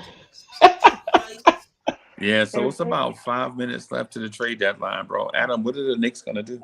hey, what do you think of the Kevin Durant trade to the Suns? Adam, I just asked you a question. What did I think? What the Knicks gonna do? I don't know. I don't know who else. I don't know who else they're gonna get. besides Josh Hart. Yeah, I don't know. But last night when I saw the Brooklyn Nets trading Durant to the Suns, I was like, what? Yeah. I thought Brooklyn Nets was gonna keep him. No, he was out. Yeah, he was because gone. I saw the other night that Brooklyn Nets was not thinking about trading Durant. That they were gonna Yeah. try to keep him on the team, and all of a sudden, Yeah, that was posturing. That was posturing, Adam, last because night, yeah. but Kevin Durant, when have you ever seen Kevin Durant play without a Hall of Fame point guard? Ever. But here's the And I told you, Freezy, right? As soon as if Kyrie leaves, I bet you Durant's gonna leave too. I told you. But here's the foolishness, Freezy. Durant has chemistry with these Brooklyn guys that he just left. He's now Right. going to have to go and find chemistry with Phoenix. It's not that easy. See what I'm saying? If I'm Brooklyn, I don't. Joe Tsai is the weakest owner I have ever seen in professional sports. Soft. You're gonna let three Hall of Famers, three of the best players in their generation walk away, and what do you have to show for it? A man who is physically injured and mentally Broken. incapable. He's And broken. mentally, well, I didn't want to say broken. Okay. Hey, it's called spade a spade. That man said himself he's not where he wants to be, and he might not be for a few years. He literally said that. Well, He's I mean, cut. I don't really speak to like I the paid him to stay the away. mental illness thing, man, because you never know what somebody's, you know what I'm saying, going through. There's no way to make that trade. I'm probably leaning more empathetic towards Ben Simmons. No, I'm You know what I'm fine. saying? No, I'm fine with being empathetic. All of that. I'm not coming at Ben the man. I'm talking about the deal. You can't trade James Harden. You can't trade James Harden for Ben Simmons. All right, so I just got an alert that says that the Levine deal is unlikely.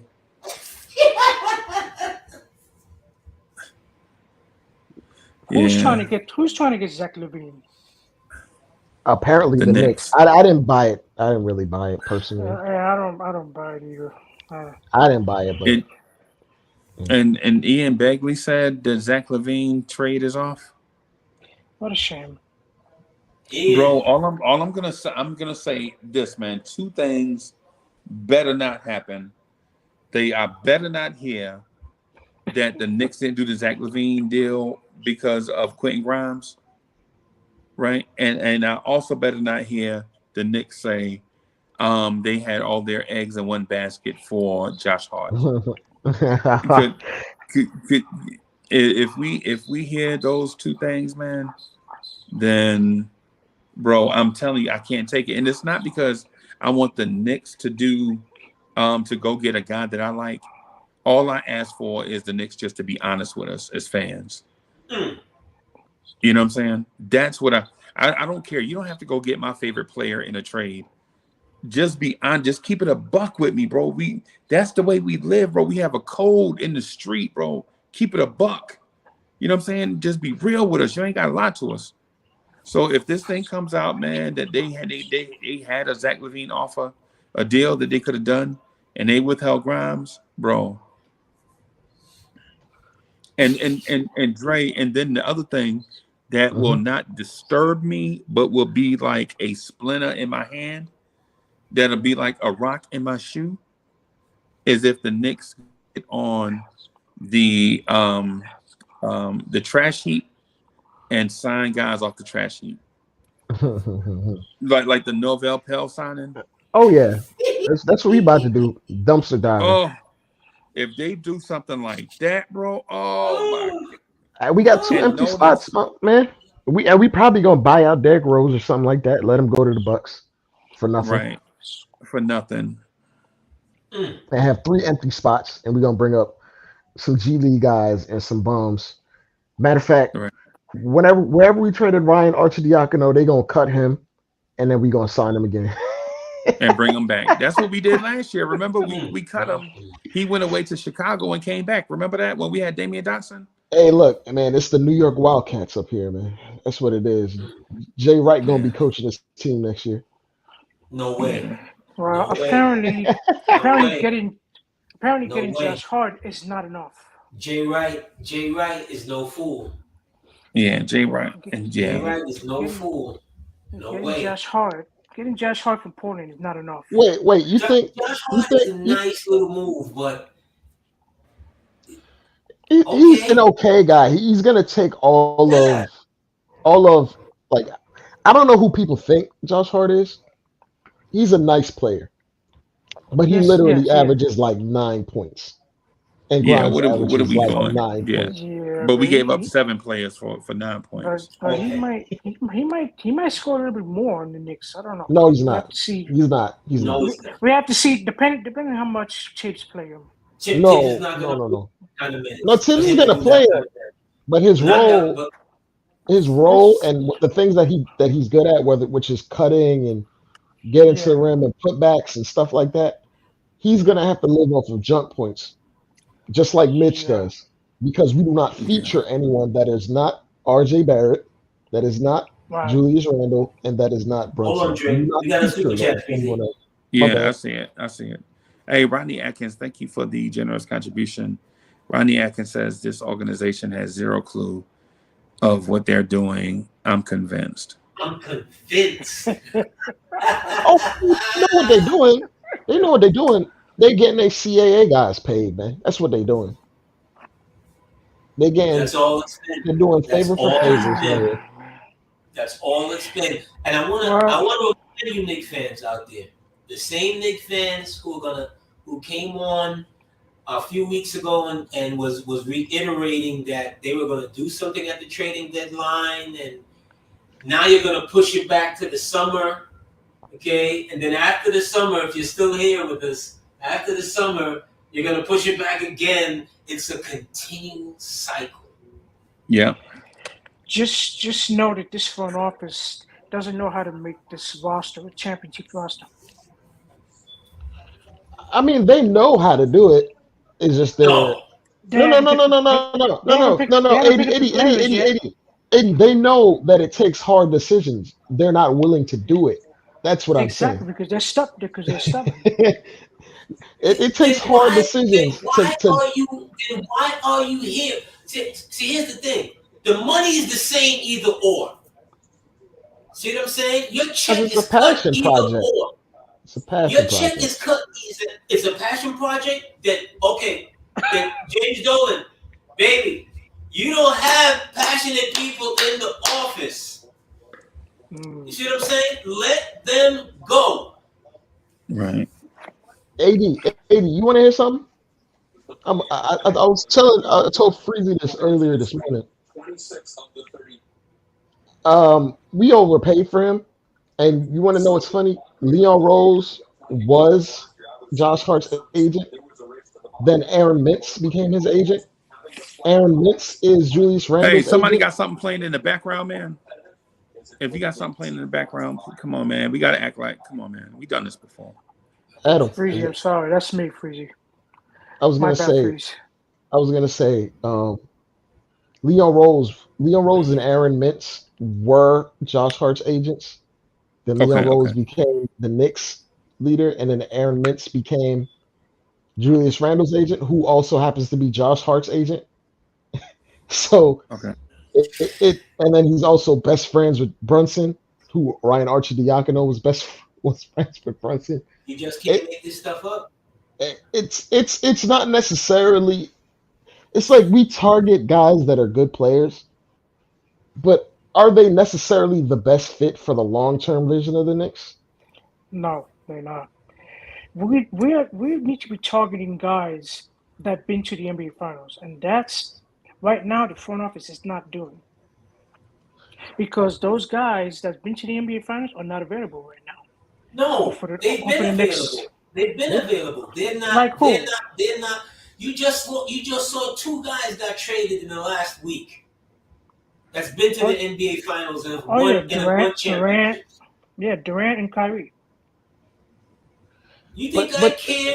You think I care if Kyrie got the Nation of Islam as his bodyguards every game for the rest of the season, as long as he's dropping 27, 7, and 5? I could care less. The man is unstoppable. you saying that man is brother Muzon? That's crazy. Brother Muzone.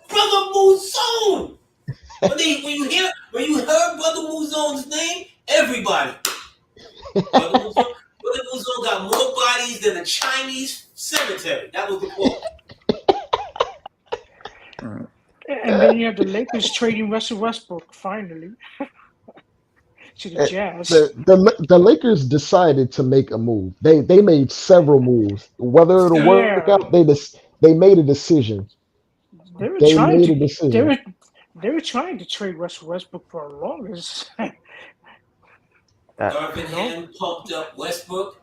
Darvin Ham pumped up Westbrook, got him playing in a certain style, a certain control style, and right when things look sweet,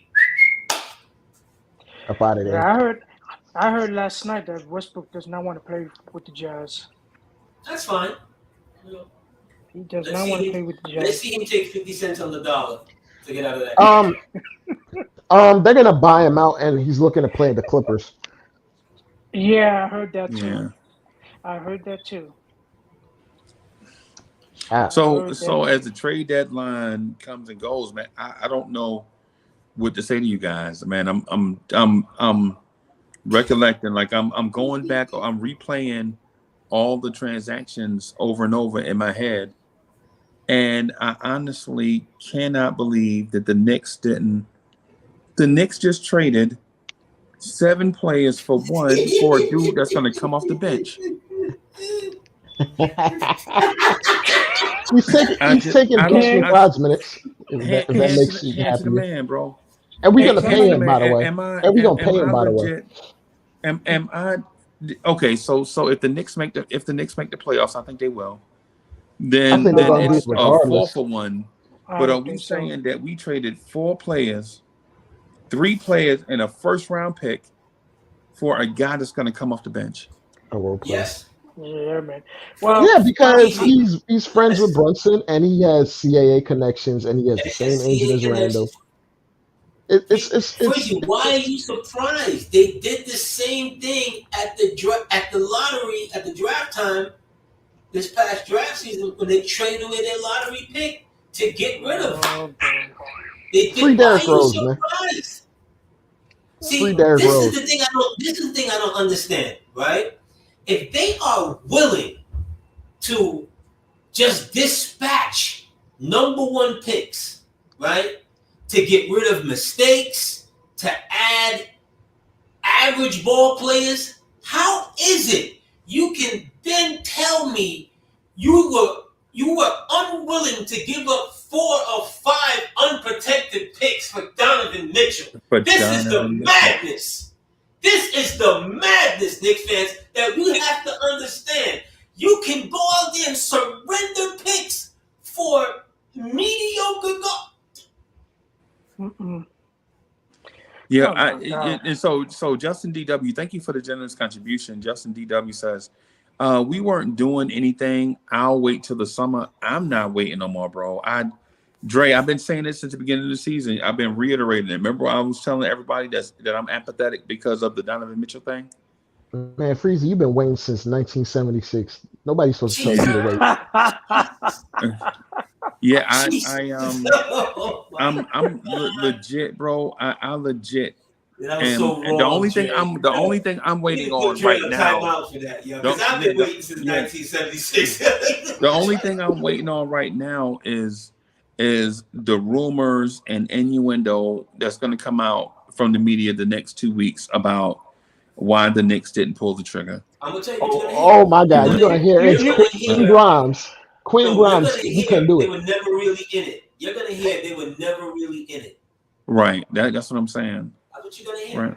They were Nah, never So, nah, but you know what it though? What it does though is it gives me ammo for like some of the trolls in the chat, because now that the trade deadline is come and gone, I don't have to like hold back on certain guys. So now I can just let it rip. I can just let it rip now. So it's so for all the the sensitive dudes in the chat, sensitive people in the chat, man. I apologize. So now I can just let it rip and step on all the toes in the chat, man, and make it fun. Yeah, man. You know what I'm saying? We're just gonna have fun. I want to. Freezy. My bad, Adam, but you know who survived though? Oh, Evan Fournier survived. oh, please. Derrick Rose survived. Derrick Rose survived. Obi Toppin survived. Oh, Yeah. man. I want to say this. If the Knicks were willing to make a trade deal with Portland, give them 5-6 guys and a first round draft pick, the Knicks should have asked for Damian Lillard and Anthony Simon with Josh Hart. I'm sorry. I'm sorry because you absolutely getting honest, Josh Hart for all those players. Come on, the Knicks should have asked for Damian Lillard and Anthony Simon. we didn't give up that much for Donovan Mitchell. What you think we think we're gonna Because the give front up office for? Nah, was they ain't stubborn. gonna do nothing. The front office wasn't. They wasn't going to give up RJ, Grimes, and 5 draft picks for Donovan Mitchell. Neil Rose was stubborn with Hinge. And now he was stubborn with Portland, not asking for Damian Lillard with Josh Hart, with the players that they send them. I mean, Liam Rose is just failing every time he tries to make a move. At least we didn't fail. At least we didn't fail like the Miami Heat. Yo, Jay Boogie said, "Stop playing. You went to the game the other night. Now you talking about you waiting around. I'm going to shut down the show, then tell in the podcast." Yeah, nah, man. But Jay Boogie, you, Jay Boogie set me up. Jay Boogie came on last night. Said it's going to be a lot of dudes changing jerseys, man. Dang, Jay Boogie, you had me, man. Jay Boogie came on last night. Said, teams? Not us. Yeah, well, on other teams, jerseys got traded. That's for sure. But, yeah, I don't know, man. It's frustrating. I just can't see, like, if the Knicks had done nothing at the trade deadline, I would have been okay. Like, if they wouldn't have done the Hart move, if they wouldn't have done the Josh Hart deal, I would have been okay with it, right? I would have been okay with just going with the kids and all that stuff. But it set me up. It's like you know how you chilling and then somebody come through and like, hey man, you hungry? We ready to go get something from the such and such. And then you're like, man, I wasn't hungry until you said something. And then everybody make preparations. And then they be like, well, nah, we ain't going to get nothing to eat. Freezy, it's like we set up with 2 right hand jabs and the overhand left's supposed to come, but it never came. Yeah, it never comes. It never comes. Right. They yeah, are that's what so just felt like. Scared. They are so scared. They got that right hand cock. It's like when you got a quarterback that he sees it and then he hesitates. And then when he finally lets it go, it's a pick 6. Yes. Yeah. So we got Rex Grossman out here. Yeah, the original RG3 and out. Yeah, that's what you got out here. You know, with Kyrie going to Dallas and Durant going to the Phoenix, man, they just made those 2 teams even better. Well, it's gonna be a bloodbath in that playoffs. Oh my God! They just showed the Suns lineup, and it looks. That's why you do something, Drake, to strengthen your position in the East, because the West is so. You got 2 major guys left the conference, while you sit there and you don't try and strengthen in your positioning. See what I'm saying? All you did was just fortify where you at. Yeah. That's all you did. You just fortified where you at. Now, I do want to say this. With Kyrie going to Dallas and Durant to Phoenix, that just tells you right there that none of these guys want to come to New York. You want to hear a tweet from from Mark Berman? Sure. He said, Knicks executive William Wesley has a love affair with Obi Toppin, and they set the asking price way too high. Thibodeau still has reservation on Obi Toppin's basketball IQ. Oh, my God. I'm sure that kid and his father are very disappointed right now. I'm Man. sure they are very disappointed because why is he still here? There's no purpose for him to be here. As long as Randall's going to play at an all-star level, he's never going to get the opportunity. So he should just be gone, bro. Like, what is Yeah, the I don't purpose? know if I believe the asking price Yeah. thing, because way too high is about perspective. It depends on what the asking price is, and as long as we don't know what the asking price is, then it'll all be speculation. But We don't care. because if we're the Knicks, we're thinking we should get back equal value for Obi, like a top 8 protected pick for Obi. To me, that's way too. That's way too much. That's way too much, right, But for Obi. I was going to So say, Right. who is But William then at Wesley? the same, but you never know, because the Knicks may have said a first round pick, and But teams again, like, no, that's way too much for Obi. He's not Who playing. is William Wesley? Right? But that's the Out- point. That's the point yeah. that I was going to get at. Outside of William Wesley probably helping Brunson hide those couple of days when he was hiding from Cuban, when he didn't want Cuban to match the contract. had him in has safe this house, man- man. What has this man done? I don't know, bro. So y'all need to think about what I just said. With Kyrie going to Dallas and Durant going to Phoenix, that just tells us that none of these players want to come to New York. Well, Y'all need to think about that. Well, Adam, we could have told you that 4 years ago when they picked Brooklyn over us. Yeah, why would we? Well, that just shows you that when these guys ask for a trade, they never even mention the New York Knicks. Donovan Mitchell mentioned the New York Knicks. What happened? Do you think he still wants to come to the Knicks? I doubt Yeah, it. he does. You really think so? You don't think he's happy? You don't think he's happy in Cleveland? He's happy in Cleveland. I think he's fine. He's fine in Cleveland. But if he heard that Cleveland traded him to New York tomorrow, he'd be tickled to death. Excited. If he says he wants to be traded to the Knicks, because I can tell you firsthand. I can tell you this firsthand. Hold on, Adam. I can tell you this firsthand. Okay, because I know someone that was working, in close in a camp, and he thought he was coming. Right.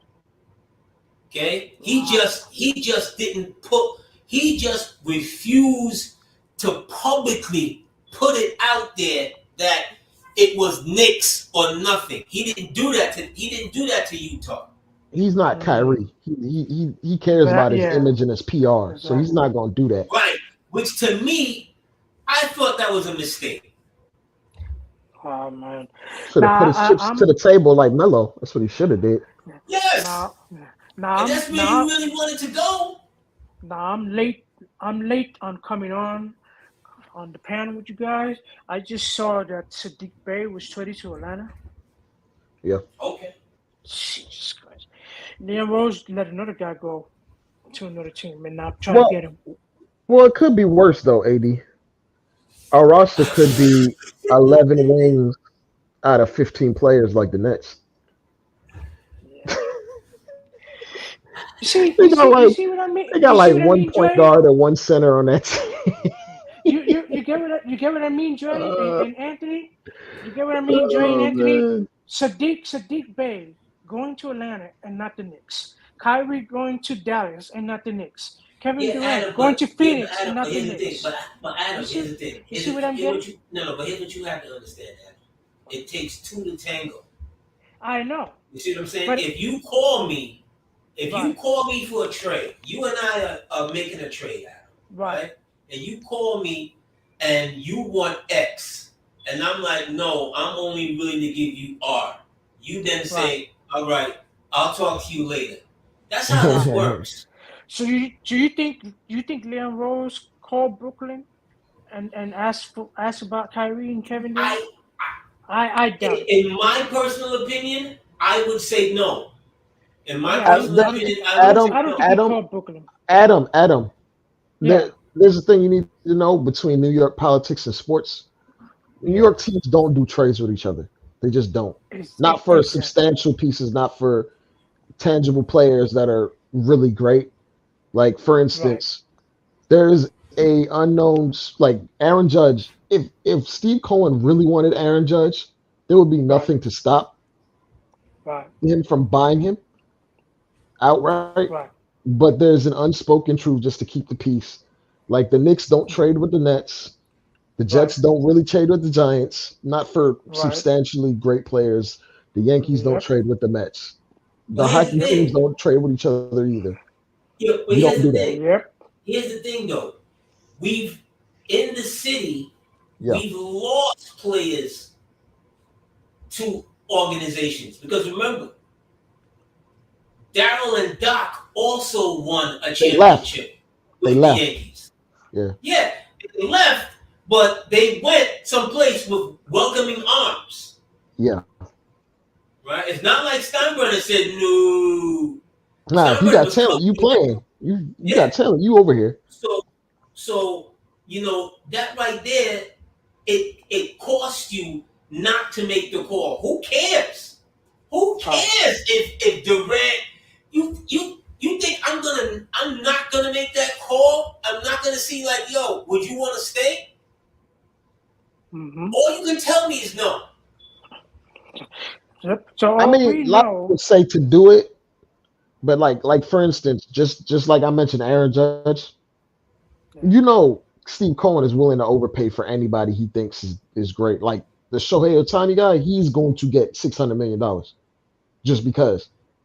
If he wanted him, besides the New York politics and unknown deals and things of that nature, like guys don't go directly from one to the other. They go to another team, then they wiggle and worm their way back to the city on the opposite side. Like it's very rare that they Do change you hands remember, for Dre? like Do for a you substantial player. remember, Yeah. Dre? Let me ask you this: do you remember? And I'm sure you do. When the Russian bought the Nets, Prokhorov.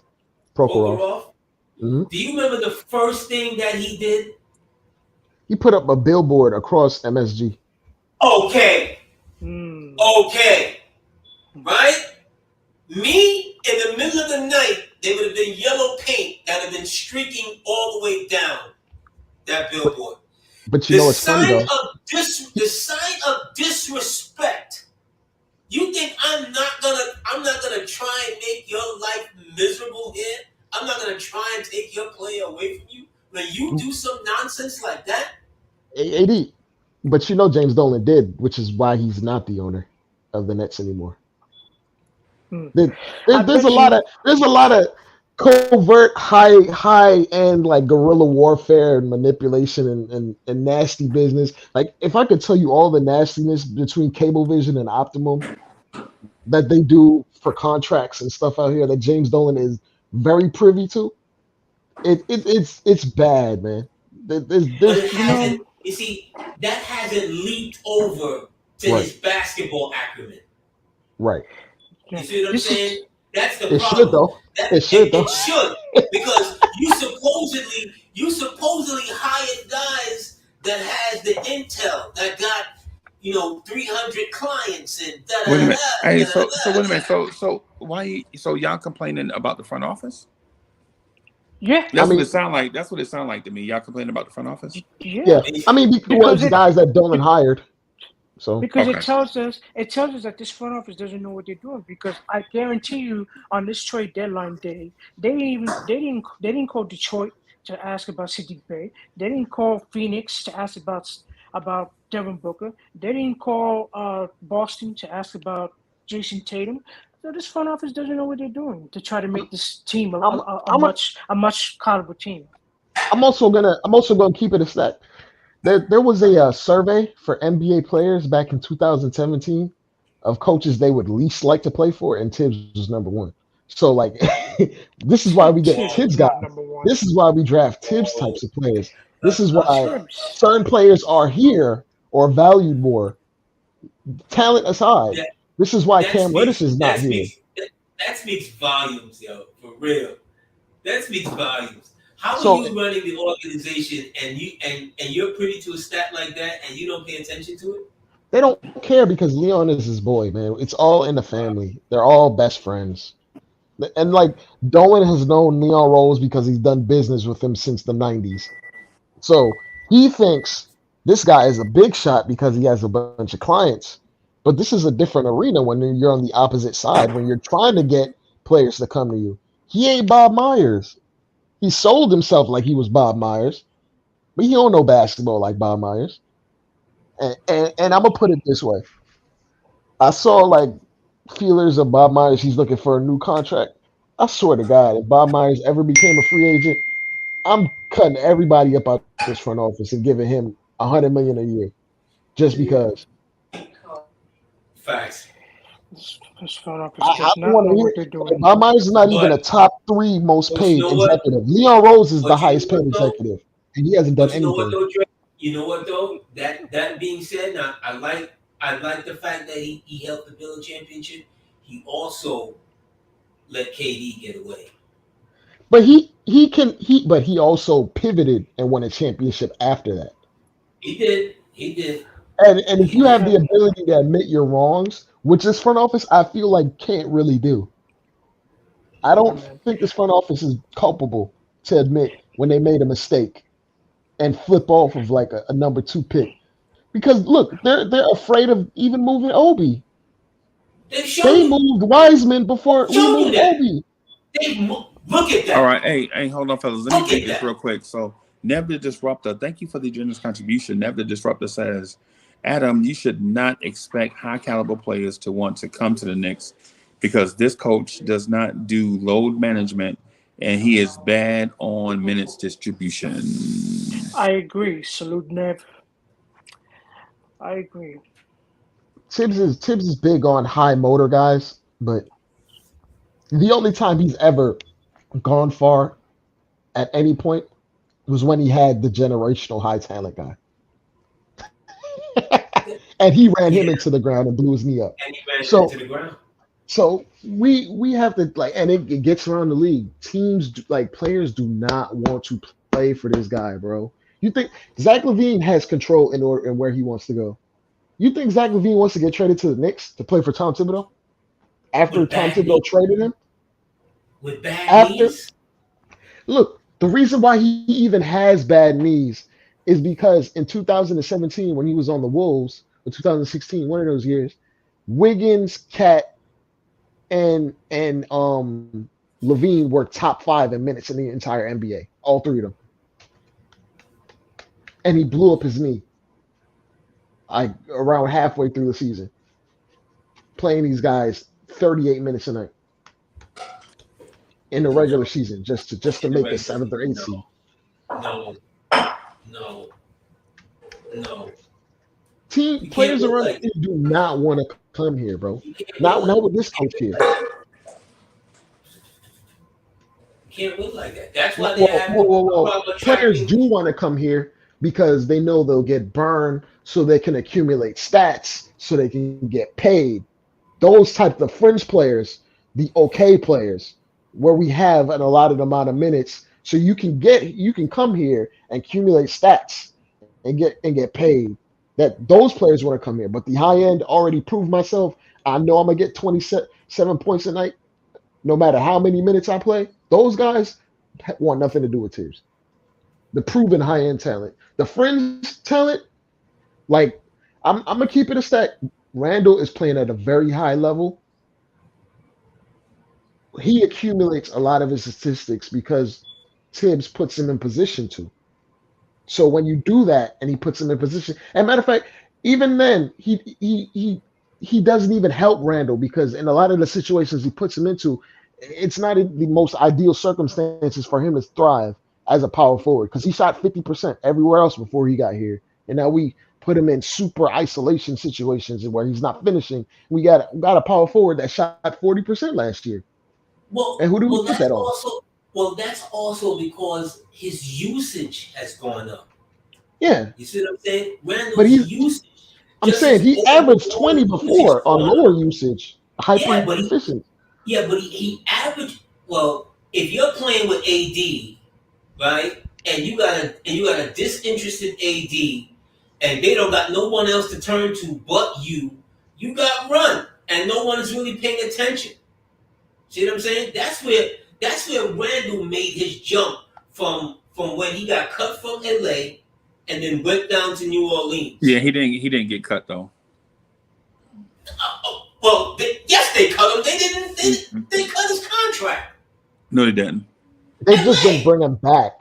I Okay, think they fine. expired his deal. It just ran They through. expired his Yeah, deal they didn't because pick they up were his 5th-year because option. they were letting in LeBron. But from that transitioning period, from him going there down to New Orleans, there was a growth in his game. Yeah, and I give him credit for revolutionizing himself because he wasn't a 3-point shooter. He wasn't a perimeter No, threat. he He wasn't. wasn't a shooter at all. And the growth that he took from his age 24, 25 year is something that we should commend him for. Like He worked hard. guys, yeah, he worked for that. Guys do not jump. He absolutely. Guys do not jump like that. And remember, Randall all of a sudden developed a handle to go along with the shot. Yeah, he was just a finisher. He was just a bowling ball that got to the rim. Yeah, that's also not true. Well, not also No, like that's also not in true. high school, he played a lot like Chris Webber in high school. He had the ball in his hands and some in Kentucky. But when he came to the league, his handle wasn't tight enough to get away with it. So he built on top of his natural innate ability to be a bit of a point forward. He had some of it in him, but he built onto it. He improved it. He got better at it as he grew as a player. So I'm not gonna besmirch Randall. Like I feel like Randall could be used even better than what he is right now. And Randall, despite whatever heavy isolation, tough shot diet he's taking at this current moment, the fact he's still shooting like 45% is a testament to how hard he works at his game or how hard he works at his craft. Because if honest to God, if he was with like some sort of offensive mastermind, he would be closer to 50% from the field. He would be getting a lot easier touches at the rim. Like when I see other teams, they run simple pick and roll actions and they get like an open 13-foot jumper for Joel Embiid or something like that. And I'm just like, I want Randall to get easy shots like that. I want Randall to get free throw touches like that. You want Randall to play more off ball. That's not what he does. I've seen him do it before.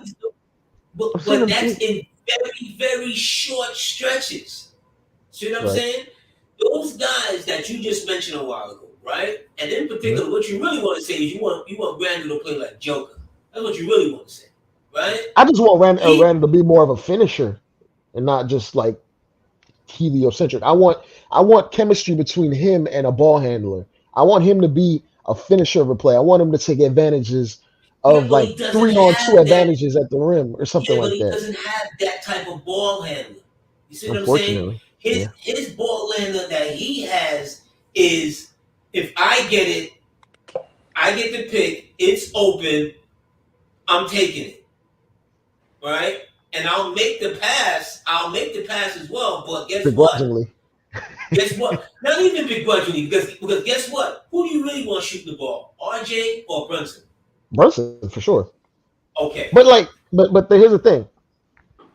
There are offensive systems that can manufacture those looks without you thinking too hard about it.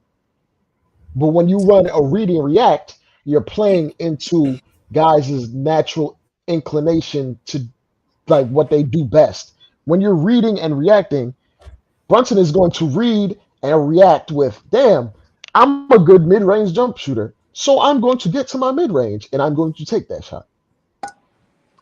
When Randall reads and reacts, Randall's like, damn, I think I can make this shot. So I'm going to isolate off this read and react and get to this step back jumper, which I've made a bunch of times before. While it might work in the regular season, when teams key on your traits and tendencies in the playoffs, you get what Randall had in the playoffs. No, if you feel what I'm saying. Now here's the thing right there. I gotta stop you there because everybody's heard me on these airwaves saying that the real season for Randall starts where he left off for him in the playoffs, right? Okay. Right. That being said, he didn't have a Brunson 3 years ago. Oh, for sure, he didn't. He didn't have a Brunson. He didn't have a Grimes. See what I'm saying? He's got better offensive talent, and let's just say, let's hope and pray that Mitch is gonna be here.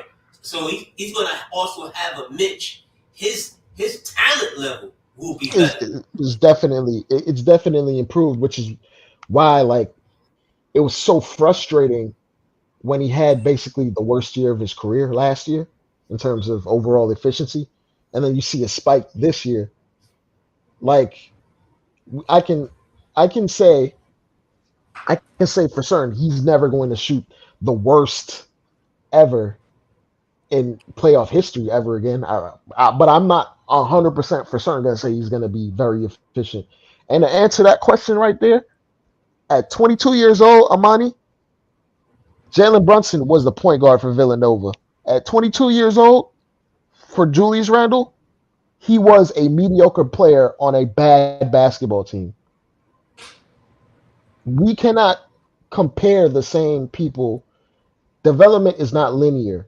So if I was gonna say anything about Julius Randle at 22, he would have never been what he is right now, ever. You work to get where you're at, and Yes. no one in here thought Jalen Brunson would be this type of player coming out of Villanova. If you did, you're a damn liar. Nobody did. Everybody thought he was going to be a nice little player, but he's kind of undersized, and he's maybe going to be the seventh man off the bench, a nice two guard, and he built himself into a certain type of play. So you have to temper your expectations for certain people, and you have to be realistic with growth because while RJ has not taken the huge leap, he has grown in multiple areas this year alone, even when he looks bad. So I'm not about to just dump all over this guy.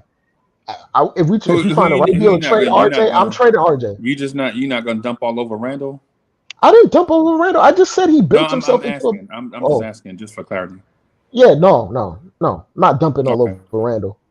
Okay. There's a lot of things that I see that are great in Randall, and I feel like they would be maximized even better in a different position. And not a different position, but from a different offense or a different standpoint. You have to be realistic with how guys are being treated or being used on this roster. And I don't think we're getting the max out of the talent on this roster. I think we're very talented, to be absolutely honest. Okay. Just straight talent. No, Now, if we no. don't have we may not be the biggest team or the most athletic team, but as far as players with skills and transferable skills at this level, we have multiple guys that can Yeah, do things on the court. yeah, that's fine. That's fine, Dre. But here's the thing: Yeah, you still gotta put the ball in the hole. for sure. You see, a lot of guys can dribble and this and that and jump and whatever. They can't put the ball in the hole when you need them to. Hmm. So this is where, and I don't know what happened in the NBA when all of a sudden when we talk about isolation, we talk about isolation as if isolation is a rash, as if isolation is It's a not a bad thing. it's not a bad thing, but when you put it in this context, the Brooklyn Nets had two of the best isolation players in damn near league history. And what did bad coaching put them? No, okay, but here's the thing: they weren't just doing isolation; they were doing taking turns. Are we They were not just taking doing, turns? okay, your turn. No, you're doing your turn, my turn. No. That's not an offensive system. You may start out with the basketball and get it back 5 seconds left in the shot clock, and then it's you against your man, whatever. That's an ISO, but that's an ISO off of motion. See Right. what I'm saying? It's not But just what well, you but just AP, cleared out and with one on, and you just cleared out and had all four on one side. I'm not right. talking about that. Although Yeah. that's a part of ISO as well, Yeah. depending on who you got. Because if you There's Steph good Curry, isolations and bad isolations, for sure. okay, because if you Steph Curry, right, and you got Enos Cantor, what you doing? Oh, I'm making it hit the cha-cha slide before I get a three-pointer off. Okay. But this is what I'm saying though. If you watch us what we resort to the last 8 minutes of every game, it doesn't makes sense. We're trying to do the bad isolation stuff with guys that aren't at that level. And even the guys that are at that level, if you're that predictable, it's not going to work. Simply. Like, if we're going to do that read and react weave, which is predictable, all the way back into a weak side isolation, teams know how to defend that, man. Like, you're not going to move faster than the ball. Now, where we get into the difference in ideas and principles, and we get into the playoffs, where you need the isolation because you're trying to limit turnovers, you need those guys, which is why every team almost in the last 20 years had a guy that could isolate in a slow down tempo and get a bucket. At if you're winning a championship, you need that. But if you're trying to do that with guys that don't have lesser talent, you need to maximize what you do have. Like, and no one here, everyone here knows this team is not competing for a title anytime soon, unless they get an All NBA player for nothing without giving up anything, basically. Because if you're trading a lot to get one, you're gonna be hard pressed with this level of talent to really ultimately be there. Like, if you were to drop KD just here, then yeah. If we were to trade 4 or 5 role players for KD, then it's just like maybe not. Which is why it's not an all foregone conclusion. The Suns are going to win a title, and they have Booker and Ayton and KD and CP3, but they don't have the ancillary parts. The guys that play 3 and D, which is what you need. The guys that are spacers, which is what you need. So it's hard. There's more than one way to win, for sure. There's absolutely more than one way to win, and I just want us to see us take more out of the box approaches when you don't have the extremely high end talent. You need to maximize what you do have in different ways. Yeah, but you're just see. Here's the thing. What you're doing Mhm. is you want to get creative. You want to get creative instead of going what's more than likely going to work for you. See what I'm saying? Like I, I'm it'll not work for taking Brunson, I'm but not taking the ball out of Brunson's hand in the late game. oh, for sure. I'm just not doing it. But when they trap him, what are our alternatives? What does it look like? Okay. When they trap him going off, he's gonna make the. I mean, he's had a little bit of an issue because he's He's his small, height is what it is, right? right? Okay, so off of your trap, depending on where you are, you're gonna get the pass out, and then try and regather your offense depending on where you are on the floor. Right, See what I'm saying? That doesn't mean because at that time it's all hell breaks loose. But here's how basketball goes. right, If it's an open three, the guy who has the open three, they take the open three shot. right, Whether you could have up faked whatever and drove to the hole and scored an easier basket. Today's basketball that says you take the open three. hmm See what I'm saying? So whatever creativity you want to roll in from there, it's non-existent because they're all pretty much going to do the same thing, which is to take the open three. You remember the game that we just had against the Heat where RJ closed it out, right? Yes. And they were trapping him, and they hit Grimes for the short roll, and he made like the right decision for a 2-3. Like it was 3-on-2 basically. You can have the layup, you can have the dump down, or the pass to the corner, right? A lot of times, it might be on the players as far as like Grimes' hesitancy. It feels like when we were to do something like that, we would just reset and isolate again. But because Brunson was not in the game, Grimes decided to be assertive and aggressive and put the pressure on the defense. When certain guys are in the game, it feels like these guys get scared and they default to passing it back to whatever they deem as the bread and butter because Tibbs will lose his mind if Grimes were to go downhill and get a turnover because he was trying to make the right play in his mind. But I've That's away seen from Brunson or away from Randall. And I but feel we've like seen Grimes go downhill. If you're saying that about we've Obi, seen it. We've seen it, but we If you're should saying see about it more. Obi, I could say yes. If you're saying about Obi, Obi's a lost cause, man. all Like he's day, scared. He's scared. he'll get the ball out there on the wing out there, and I'm like, yo, dude, can you do something? Can you pretend like you want to do something other than wait for an open three? And the thing is, he can dribble. We drafted him, and he had the ability Can to he? take other bigs off the dribble. He can do that. But there are offensive systems where bigs are told, do not dribble, give the ball back to a guard. If I see you make a decision with the ball and it's not the right one and you're dribbling, I am benching you. Which is why you don't see Mitch do things that we know he has the athletic ability to do and the coordination to do.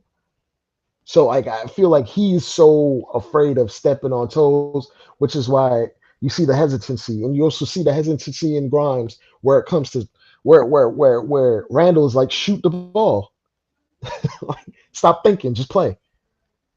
And maybe they have Tibbs in the back of their heads or something. But you also see some guys have zero hesitancy, like RJ will just keep shooting, even if he ain't got it. So it feels like maybe Tibbs puts the battery in the back of some Shotgun. guys. Hey, my bad, Dre. But hey, Shotgun. So I'm doing this from my phone, and so for the sake of not having it buffer out and all that stuff, we experienced that in the past. So I'm just gonna try to hold the panel till about 4 people.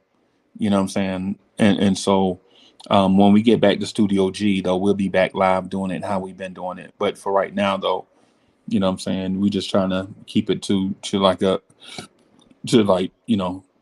or 3 people up here with your mans. So Salute Ron Cleveland. Yeah, Ron Cleveland man. in chat. But it's like when we talk about these issues, it's so like complicated, and it's such like a next level thinking of basketball that more than not even one person can be at fault.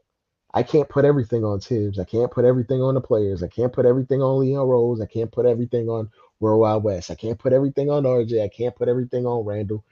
It's so much that goes into a product that may not be the high end product, and you want to see it win, but there's also so much that needs to be done. So at that point, then yeah, I can probably put everything on Leon Rose to that point. Then You can put everything on management. I'm sorry. Yeah, you can put putting it Everybody's together. here part of the management. Right. They put it together. Okay? I said this man spent millions and millions of dollars on high level executive talent before he got a single player. Let's never forget that. Carte blanche. Had the checkbook was open. Every top dude that he could get to pay out. These guys got millions. These guys are top high level paid executives. For sure. And we're paying about 4 of them, 4 or 5 different guys that have been near a general manager's position or assistant general manager or have been an outright president. We're paying a bunch of guys that have been near the top of heading a franchise. And it feels like damn near none of them are good at it. Right. It's like maybe not bad at it, but certainly not good. Just bog standard average, if that makes sense. Okay. So they don't have a basketball philosophy. Okay, let's look at Randall for a second. Okay, they obviously like Randall. Okay, they brought in Brunson. Okay, if Randall is your guy, why don't keep adding pieces around him while he's in his prime? See, this is the part right here that's mind-boggling. If he's your guy, then build around him. Bro, they're doing a hokey pokey, man. Dallas just got Kyrie for Luka. Okay, Phoenix just got KD for Booker, and so forth. If he's your guy, It doesn't make any sense. Why are you not all in with him? Because they're trying to maintain flexibility. They're doing the hokey pokey. They're putting the right foot in. They're putting the right foot out. You know what I'm saying? They're not consistent. Like they're not. They're trying to hedge their bets so they can have this superstar fall in their lap while also being competitive, while also trying to develop. And it's just like it's a hard thing to do, evident by the Warriors. They had to give up on Wiseman because they couldn't do all three at the same time. They're trying to maximize the Stephen Curry window. So to hell with the second round pick. I don't care if you're a second round pick. I'm gonna have to take my losses and figure out what I have to do. And what did they do? They admitted they took an L and they brought back a guy they could have signed in the offseason for nothing. But they admitted their fault. We're not gonna do that with Obi. We're just gonna hold on to Obi until the trade deadline next year when he's still playing 12 and a half minutes and his value is absolutely nothing. I'm starting to think Obi's gonna be Herb Williams. Oh, don't do that. Well, hold on. I'm starting Okay. to think Obi's gonna be Herb Williams. So you Crazy gonna much say thing. so you hold on, Eddie. So you saying Obi Toppin's gonna be an assistant coach on the Knicks from 2031 to 2042? That's what you're Yeah, saying. yeah. No, Herb Williams was actually a good player early on in his career. I know. No, I'm I'm just saying talking Williams about the was end good. game. No, I'm saying for his longevity and end game, he isn't going anywhere. The Knicks aren't trading Obi Toppin. As KRS once said, they're gonna be here forever. Let me answer Ron Cleveland in the chat. Kevin Knox got moved to Portland. He ain't winning no ring, man. Nah, he with the Warriors. No, Ron. He got moved to Portland in that deal for GP2. Oh They moved him. yeah. They moved him from 5 picks. Yeah, that's right. So he definitely ain't winning no ring because Dame ain't interested in that either. Yeah. I understand we all are talking. I understand where the conversation has been going for like the last hour or so. But what I'd like to do is talk about if this Knicks team, as constructed, can make the playoffs, while other teams in the Eastern Conference have appeared to have gotten better. I would say if the Knicks make the playoffs, they're not going forward in the first round. That's what I would say. They're not going past the first round. Well, no, he that said wasn't the can make question. the That wasn't the playoffs. question. The question was, will they make the playoffs?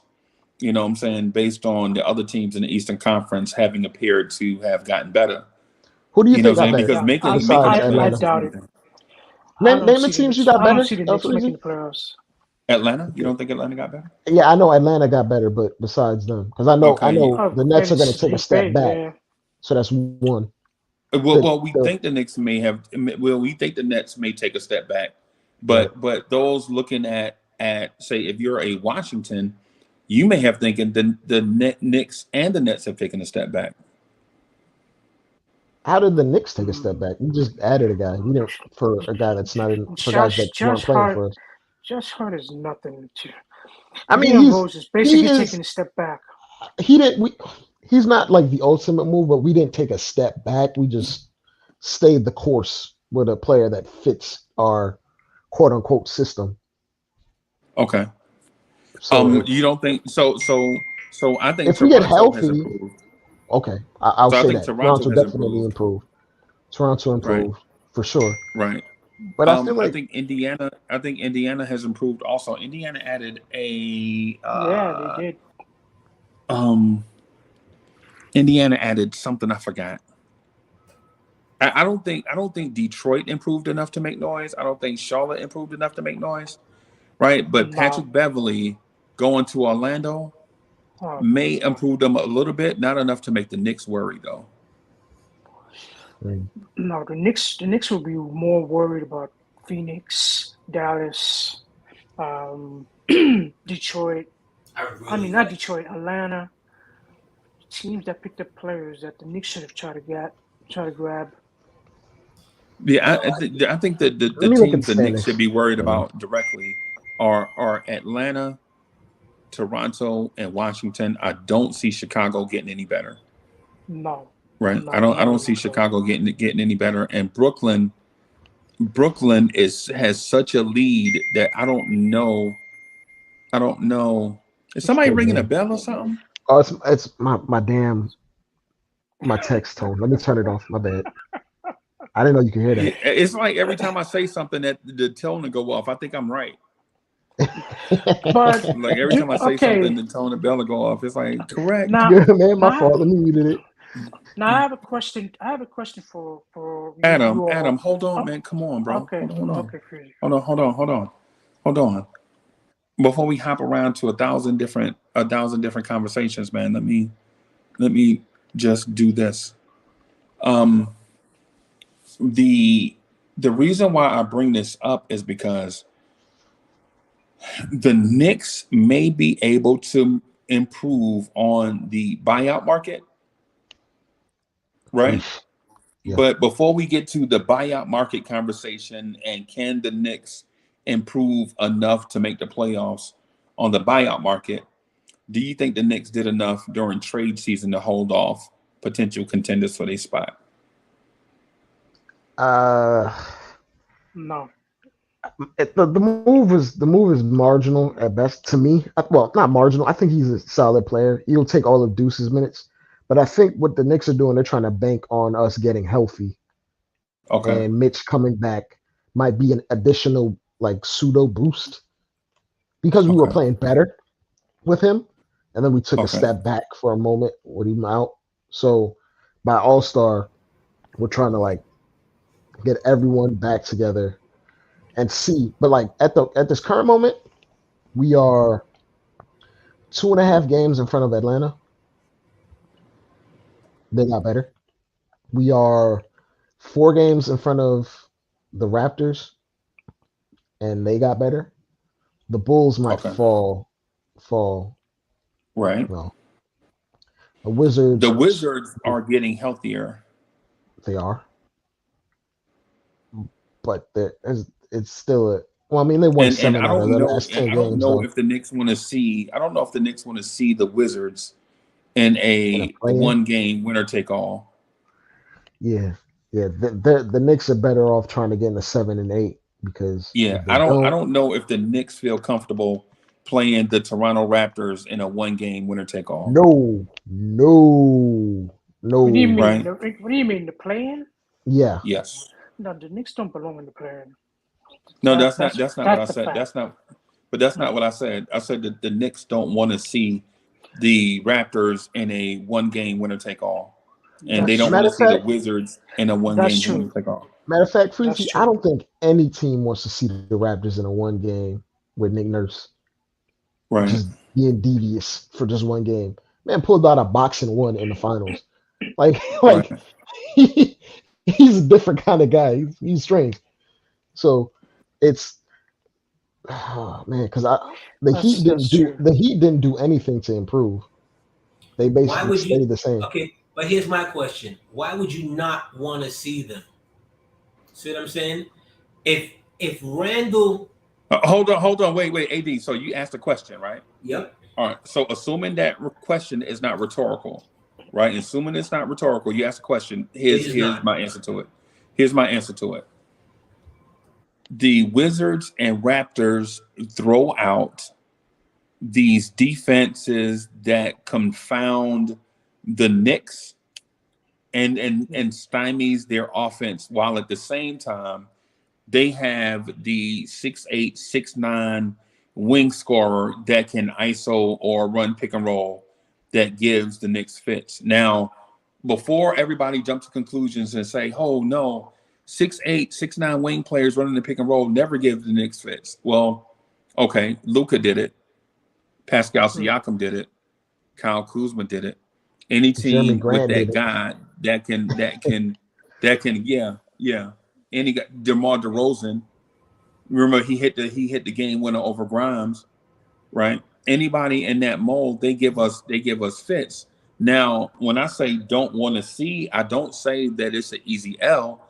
What I'm saying is, why complicate things more than they necessarily should be? Nobody, okay, but to your question, nobody that the Knicks are gonna see at that point right there is gonna be easy. See what I'm saying? The point is Randall and RJ and those guys that left it at the playoffs before would still have to prove themselves, in particularly Randall. So it really wouldn't matter. No, it wasn't because the Knicks traded seven. Especially No, you mentioned it didn't, Washington. Washington? The Knicks front office traded 7 players for Josh Hart, so Josh Hart can come in there and guard Kyle Kuzma. That's the answer. You think he can make You think Josh Hart can make the second unit a little bit better? Absolutely. Yeah. Josh Hart is a professional basketball player. Josh Hart can play basketball. Yes, Josh Hart is a good player. Yes, he is. A very good, very high IQ. But the things that we're looking for in that one game elimination type scenario is not the things that Josh Hart is going to be good at. They're going to throw out junk defenses and make us shoot threes. You're not looking for high IQ?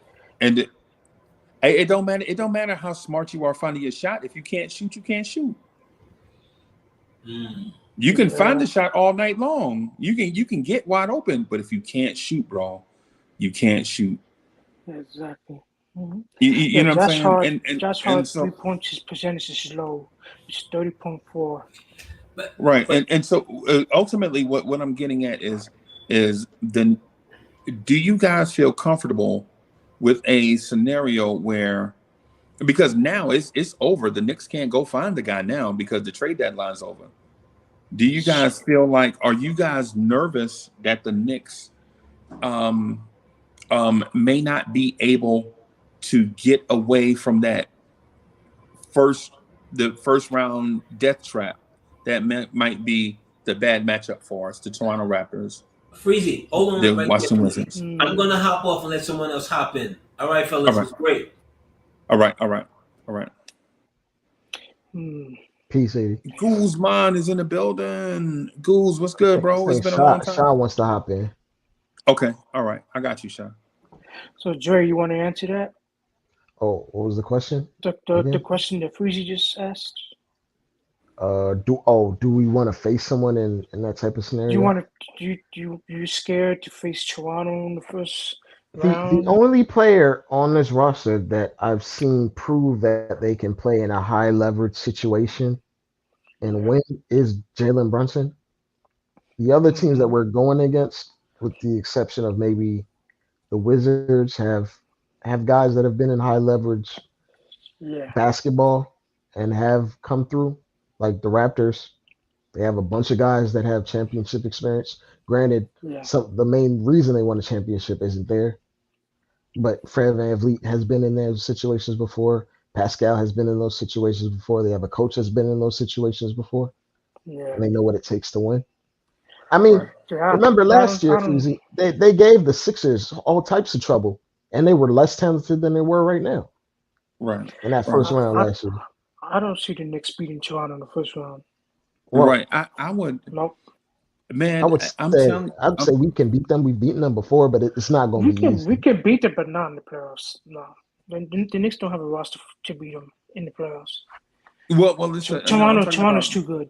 We talking about like the one game scenario, the one game playing. Yeah, that's what I'm saying. I'm not talking about in a series. I'm confident that the Knicks will beat them 4 out of 7. What I'm saying is in a one game scenario where Nick Nurse comes in with a strategy, and can you count on Tom Thibodeau adjusting to that strategy in that same game?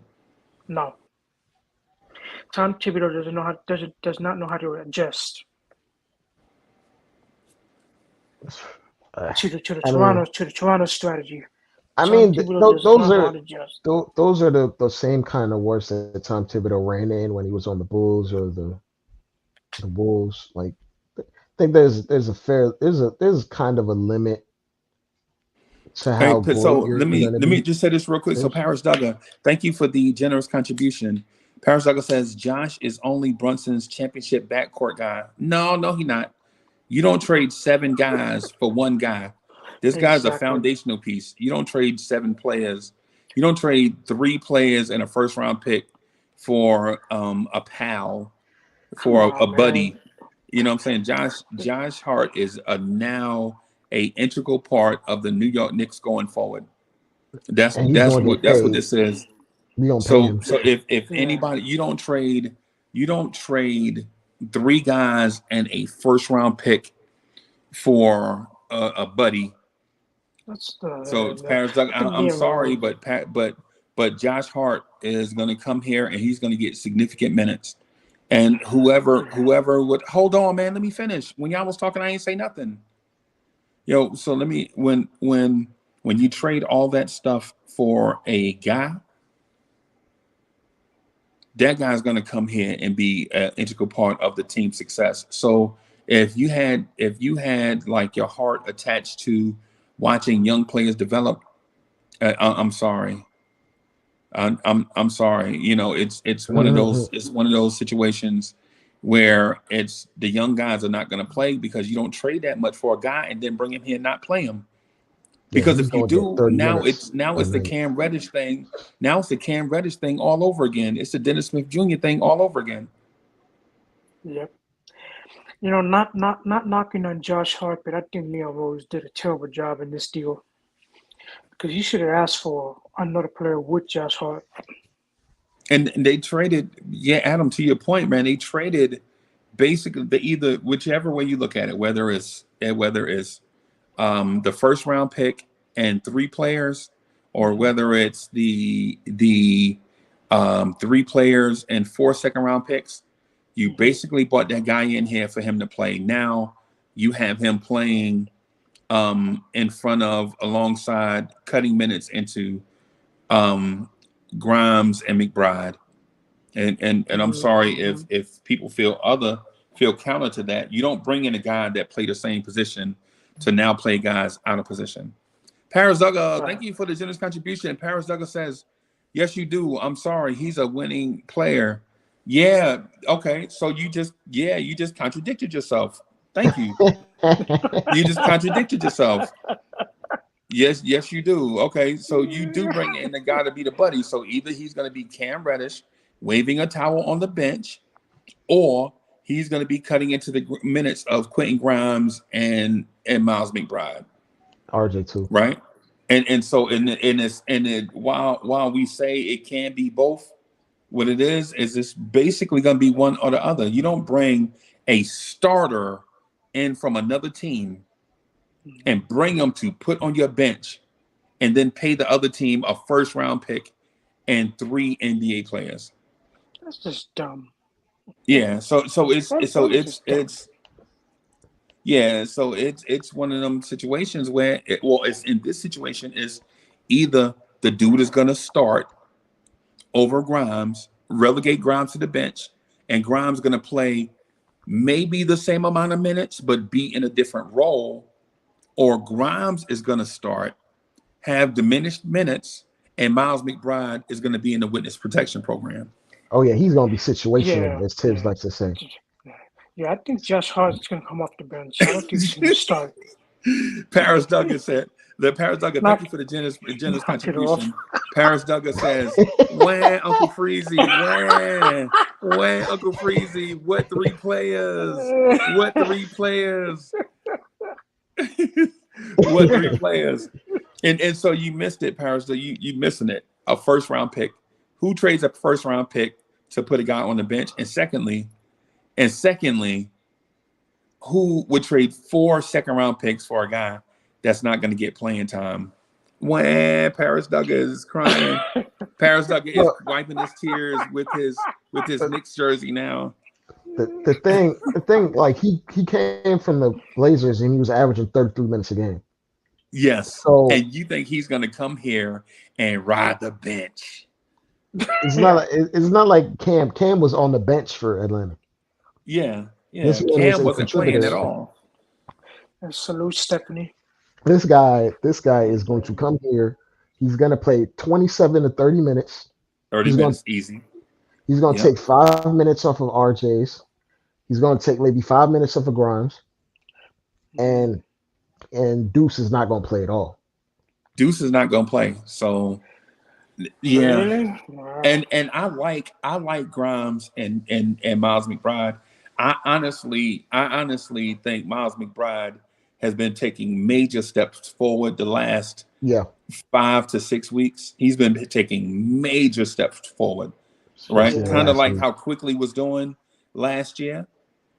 But now that you go out, now that you trade a first round pick and 3 NBA players for Josh Hart, that's over with. And the role that Quentin Grimes was in this season, he is going to stay in that role and have diminished minutes, and I hate to say it, Hart is going to come off the bench, Yeah, I think he's going to do that. or Josh Hart is going to start with his buddy Jalen Brunson, Yeah. and Grimes is going to come off the bench and be in a more diminished role.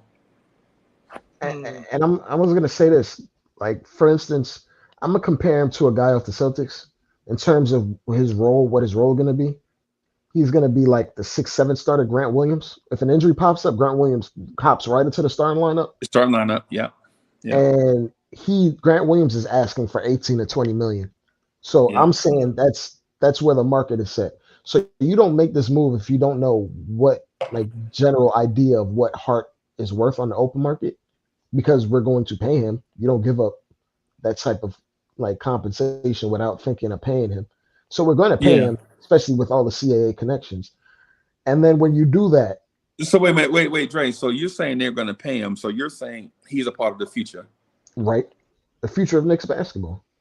So he is a part of the future. Okay, all right. Well, at So least if for the the next dude is a 2 part of to the 3 future, years, he if might he's get like a part a of 3-year the deal. future, what's the future look like for Grimes? This is what I was going to get to.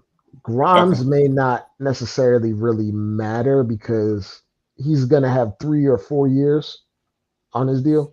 The future might be coming into question for IQ and RJ, because how will you extend IQ if you're paying like 4 different guys a bunch of money, or 5 different guys a bunch of money? And IQ is going to want to get paid because of how he plays. And he's deserving of a payday. Or do you move RJ if you're going to pay multiple guys double-digit amounts of millions per year? So after this year, there'll be questions on RJ and IQ. Not necessarily if they're better than this guy. I think they're better players than this guy, but Right. it'll Okay. come into question when we talk about cap space and fit, and going in the future if we're trying to consolidate for a star. Like, those RJ and IQ are going to be the first 2 ones up out of here if we were to ever target a star. Like, if we were to target Zach LaVine in the offseason, you know who's going, right? IQ, RJ, or Grimes, And Obi. and a bunch of picks. Yeah. For one guy? Yeah. And because Well, we but brought let in me Brunson's ask you friend, th- let and we me brought in the CAA guy. He's not going let nowhere.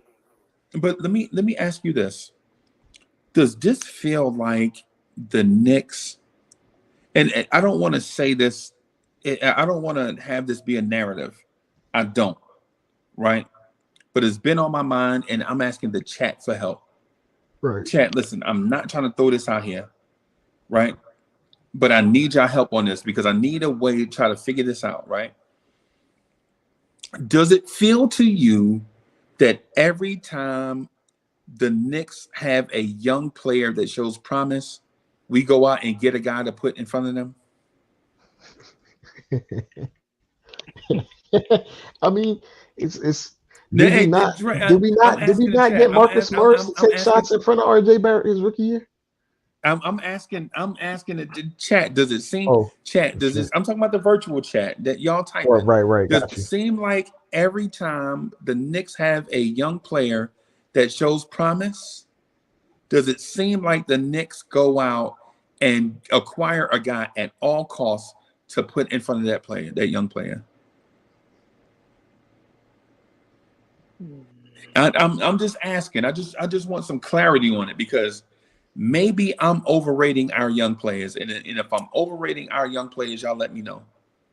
Am I overrating? Am I overrating Grimes? Am I overrating Grimes? I feel like in 2 years or so, maybe less, in like a 2-year or so window, I feel like Quentin Grimes can have a Paul George SGA type impact. Not the numbers. I'm talking about impact on a team. Like a strong number 2 type of guy that can go along with a star. Like a Desmond Bain. Like a Jaren Jackson. Okay. Because I said Desmond Bain because he's a 2-way player averaging like 20 right now on high volume from 3. Okay. So Frizzy, let me ask you this: you would like to see Josh Hart on the starting unit with Mitch, Randall, RJ, and Brunson?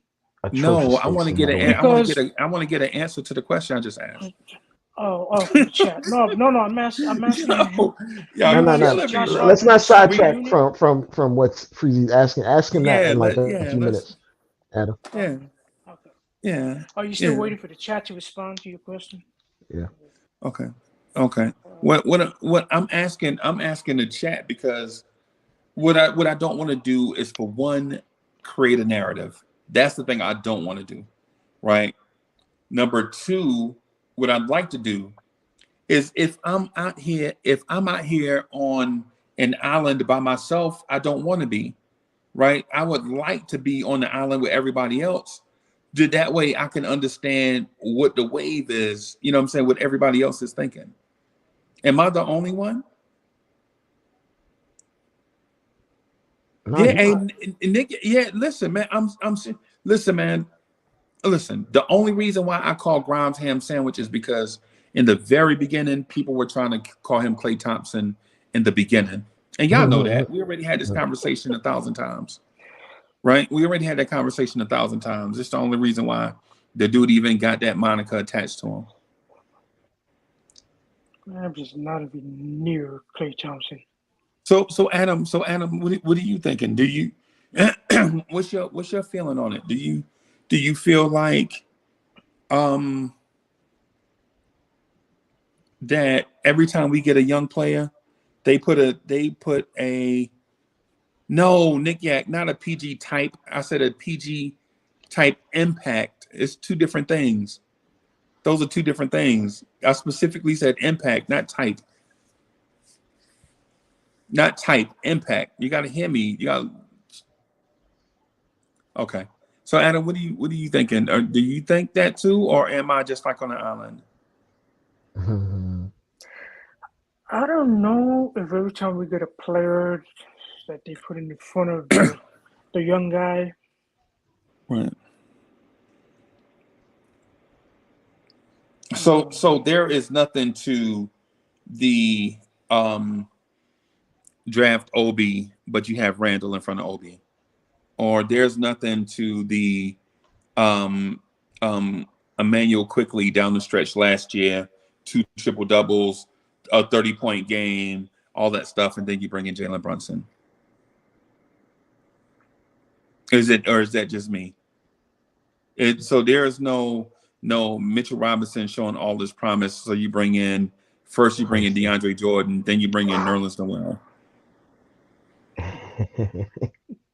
So there is no RJ Barrett should be the primary ball handler starting at the 2.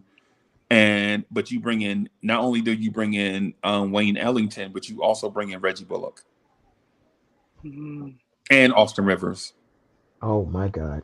Remember Quivers? Terrible. Quivers, yes. So because if there's nothing to it, man, we could just let it go and talk about something else. It's almost like our front offices never really have truly any faith into build in or to commit to a guy. At some point, you got to go all in, and if the chips fall, but we always try to hedge our bets, and hedging your bets doesn't necessarily lead to the highest ceiling. Right. Well, what about when Kevin Knox was the December Rookie of the Month, and then that summer they brought in 52 power forwards? Marcus Morris, Yeah. They Marcus brought in Morris, Reggie Bullock, or they brought Noah in a Reggie Vonleh. Bullock to play some three. They put a Marcus Morris to play some three and some four. They brought in Randall. They brought in Bobby Portis. They brought in Taj Gibson. They even Oh brought in my the kid God. from Memphis. I keep forgetting his name. The real skinny kid. The real skinny kid from California. And From benched Cal. him full time. Yeah. He was a two-way player, and Tony Wooten took his spot. Oh, I forgot his name. Oh, I know you're talking about. Oh man, that's stuck in my mind. But it's This seems odd to me that we can't just let. Why not just let Grimes play and develop, man? You feel me? it, I'm more thinking of that for quickly because I'm Okay. disappointed we just didn't that whole second half of the season last year. It Yeah, should have just been quickly.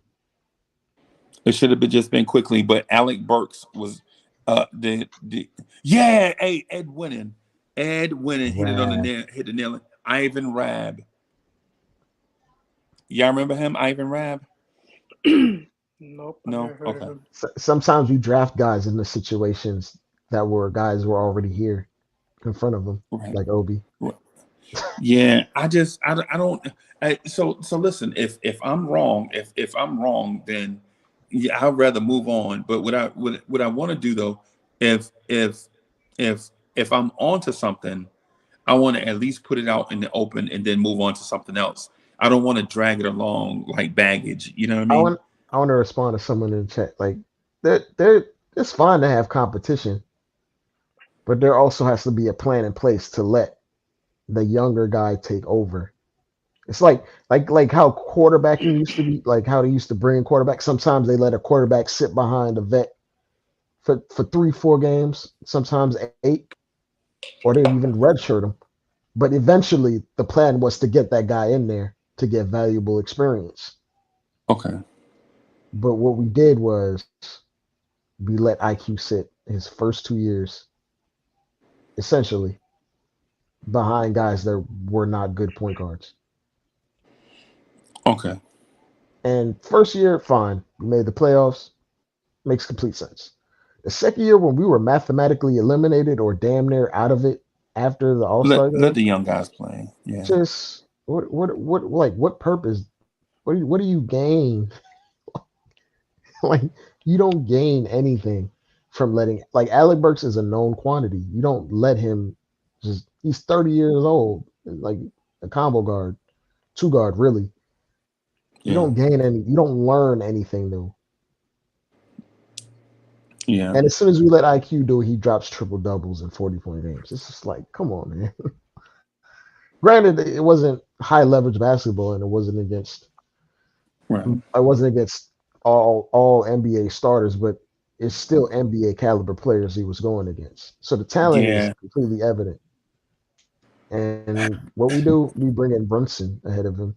Now, I'm not about Yeah. to talk bad about Brunson. Brunson is an Brunson all-star is a good player. caliber. Brunson is a really Yeah, good player. Brunson, or bordering on great, depending on Yeah. the night. And Yeah.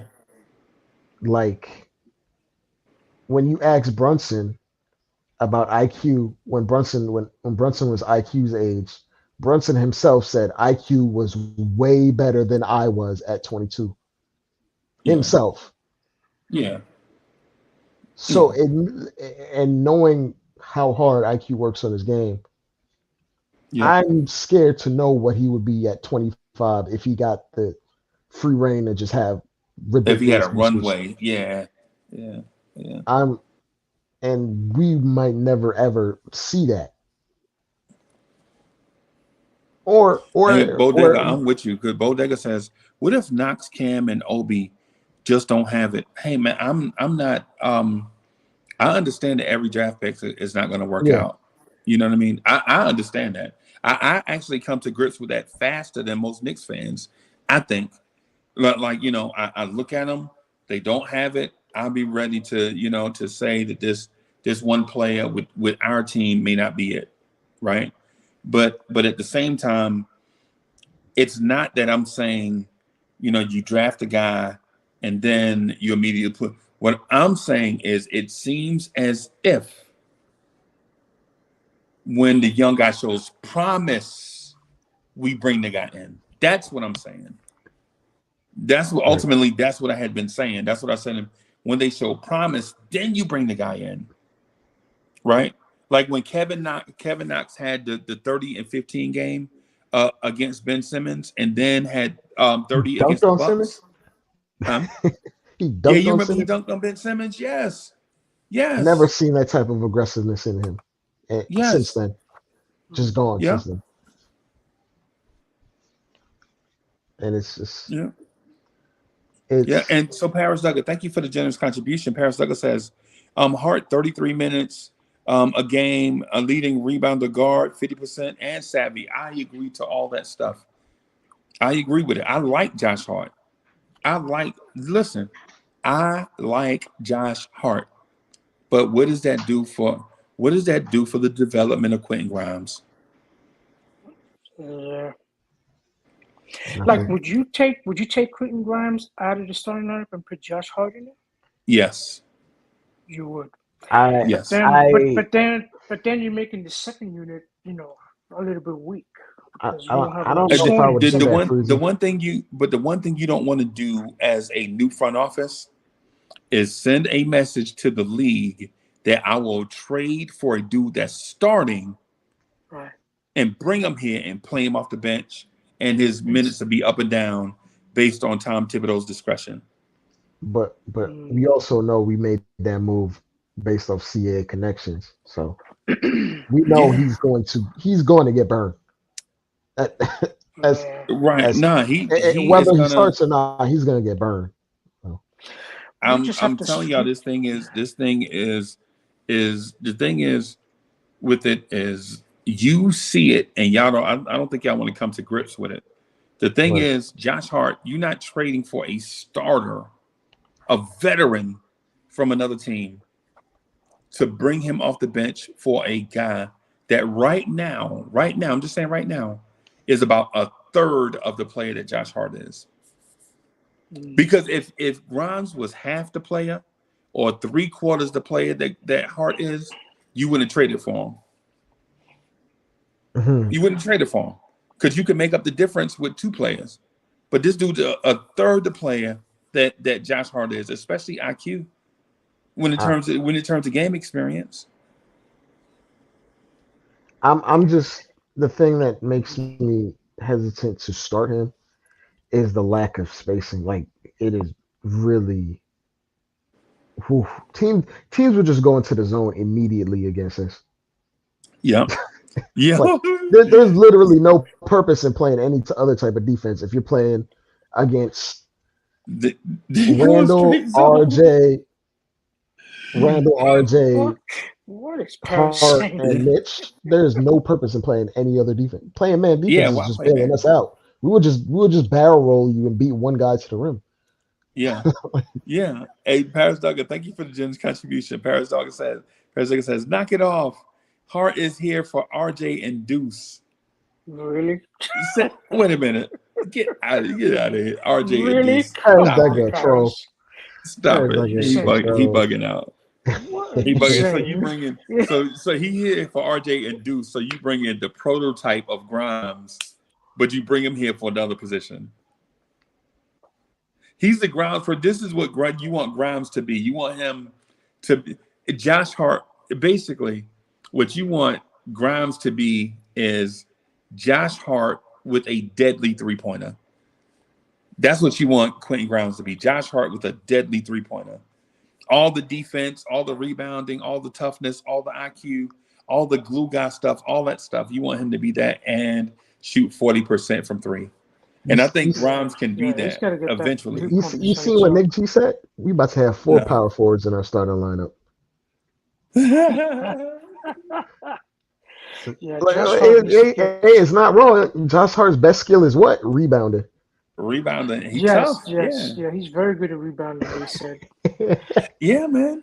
Yeah, man. Yeah, that's why the Knicks. That's why Liam Rose got him for rebound because the Knicks, the players that we have is not grabbing enough rebounds. Right. And then Actually, but in the second part of that, I wanted to get to the second part of that I wanted to get to is how do we say we're not bringing Josh Hart here to take minutes from a young player, and then in the super chat, it's like, no, we bringing him for RJ and Deuce. Are RJ and Deuce not young players? What is he saying? Are RJ and Deuce not young players? I mean, come on, bro. Come Dre, on now. didn't I say it seems as if every time a young player shows promise that we bring in a guy to replace them? That's what I had been saying, right? right, That's what I had been saying, right? 100%. And so the thing is to say, well, he wasn't here to, replace bump Grimes. He was here to bump RJ and Deuce. Well, Deuce and RJ are young players that show promise. So instead of it being a 1-for-1, it's a 2-for-1 now. No, Josh Hart, Tibbs would not take RJ out of the starting lineup. You know what? I'm not even mad about the Hart deal. I'm more disappointed. I'm not either. I'm more disappointed. Yeah, Rose is still here, man. Rose and Fournier. Yeah, why is Derrick Rose? Just buy out Rose Derrick and Rose let should him have been go in that. somewhere. Rose should have been in that trade.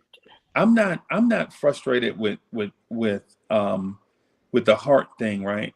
Where I'm frustrated, and this is ultimately, Dre, this is where we got to have this conversation, bro. Mm-hmm. They brought in another player to add to the rotation, right? Mm-hmm. But when Mitchell Robinson comes back, does that mean Obi Toppin and or Jericho Sims minutes are going to be cut out completely? Jericho Sims is gone. By the way, I think Jericho. I don't think you're going to see Jericho Sims is on the going floor. to not play at all. Jericho Sims and Deuce are gone out of this rotation. Might be gone for real. So this is what, now. I listen. I don't mind Josh Hart, right? I don't mind Josh Hart, but what I'm saying is, if you're a fan of watching these young kids grow and develop, then, bruh, this might be bad, bro. If you're a fan of the young kids, this might be bad. Well, I was gonna respond to Wiseman. He shot 37% on 6 attempts, but that was over the course of 13 games. Yeah, man. He's played 50-something games this year. He's shooting 30%. I trust that sample size more than 37 over 13 games, 1 in 3. Like, no. He doesn't have confidence in his jumper this year, and he's not going to gain that here. Not with this home court, not with this crowd. All right. Hey, so Nick Yak has a point. He says, Grimes is ultimate spacer more than Quickly. False. Yeah, that's debatable. It depends on what night. Depends on what night.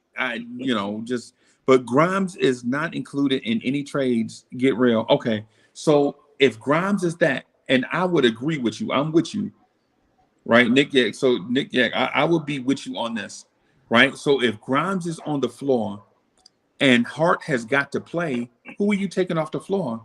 Are you taking RJ off the floor? No, Tibbs wouldn't even do that.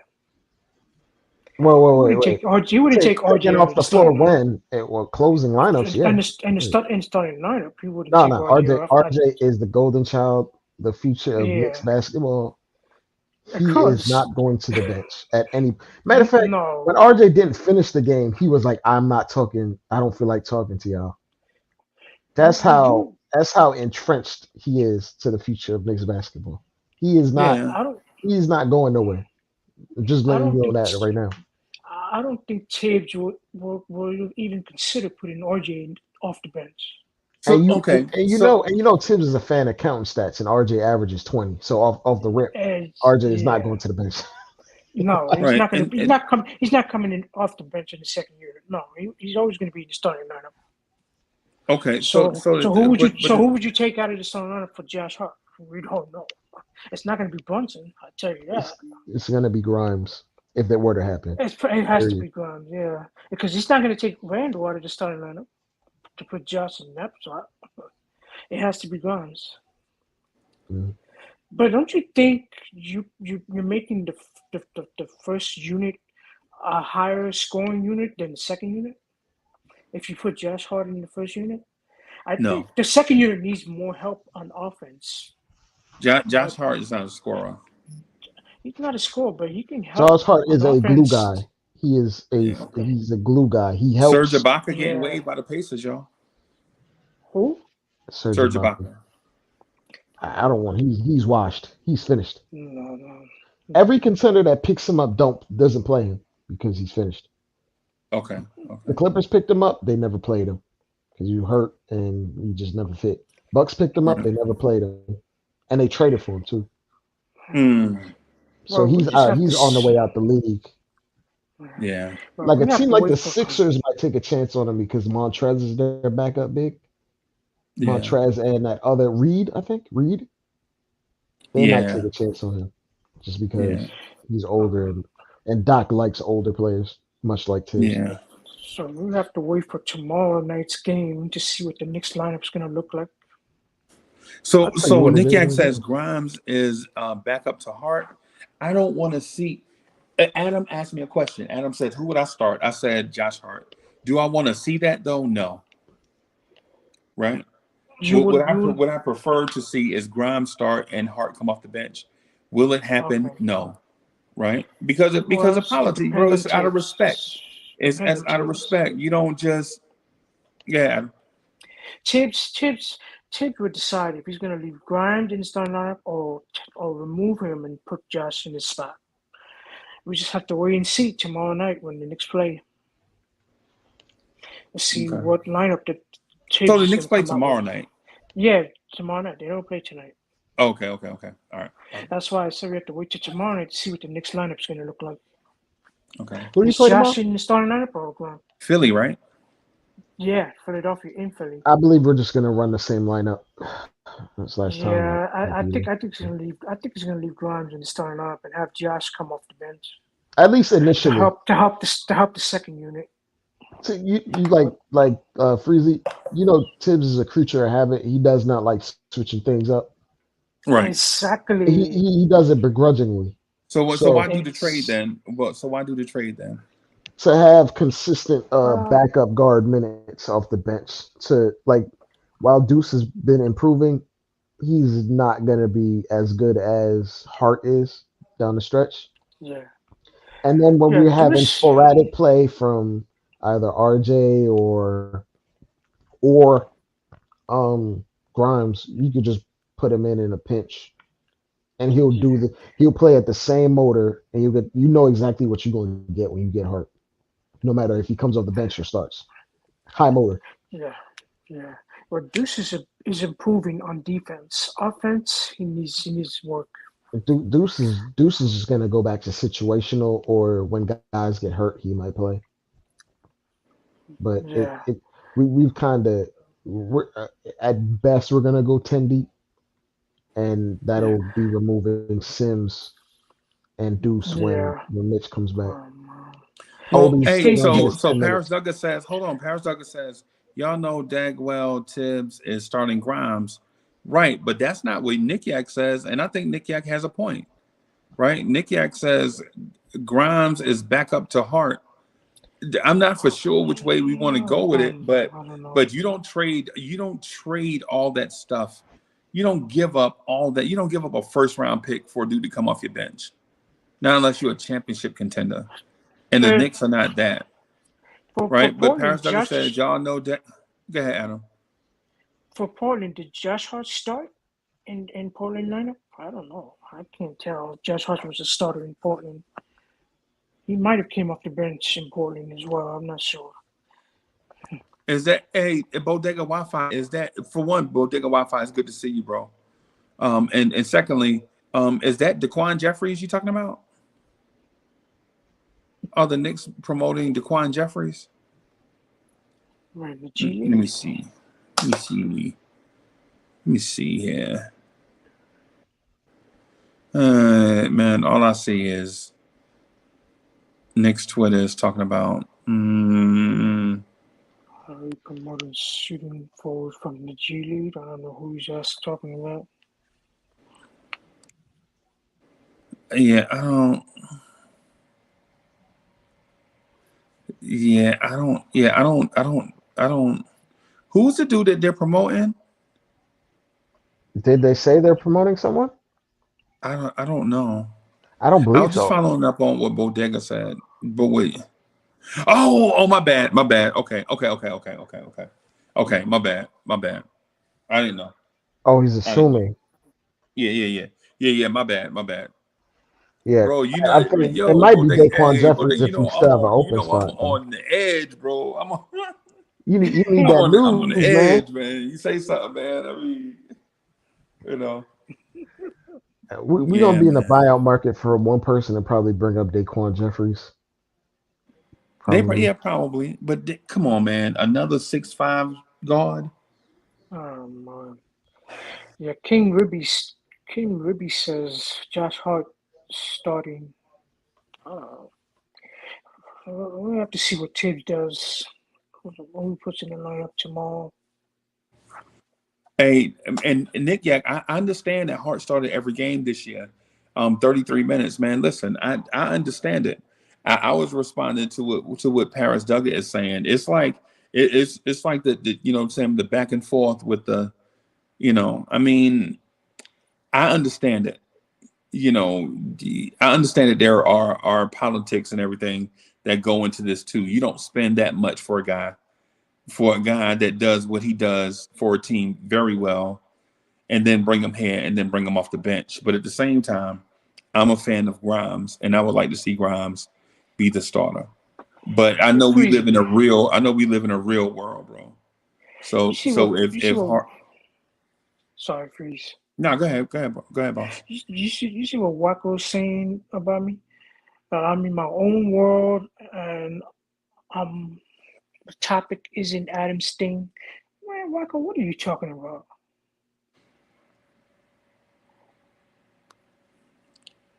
If that's what you think, Wacko, I don't care. You can think what you And want about me. Don't worry about it, and Wacko. I mean, Adam, don't worry about it. yeah, and so Nick Yak says Grimes starts out starting for now. I could see that too. It's a weird back and forth.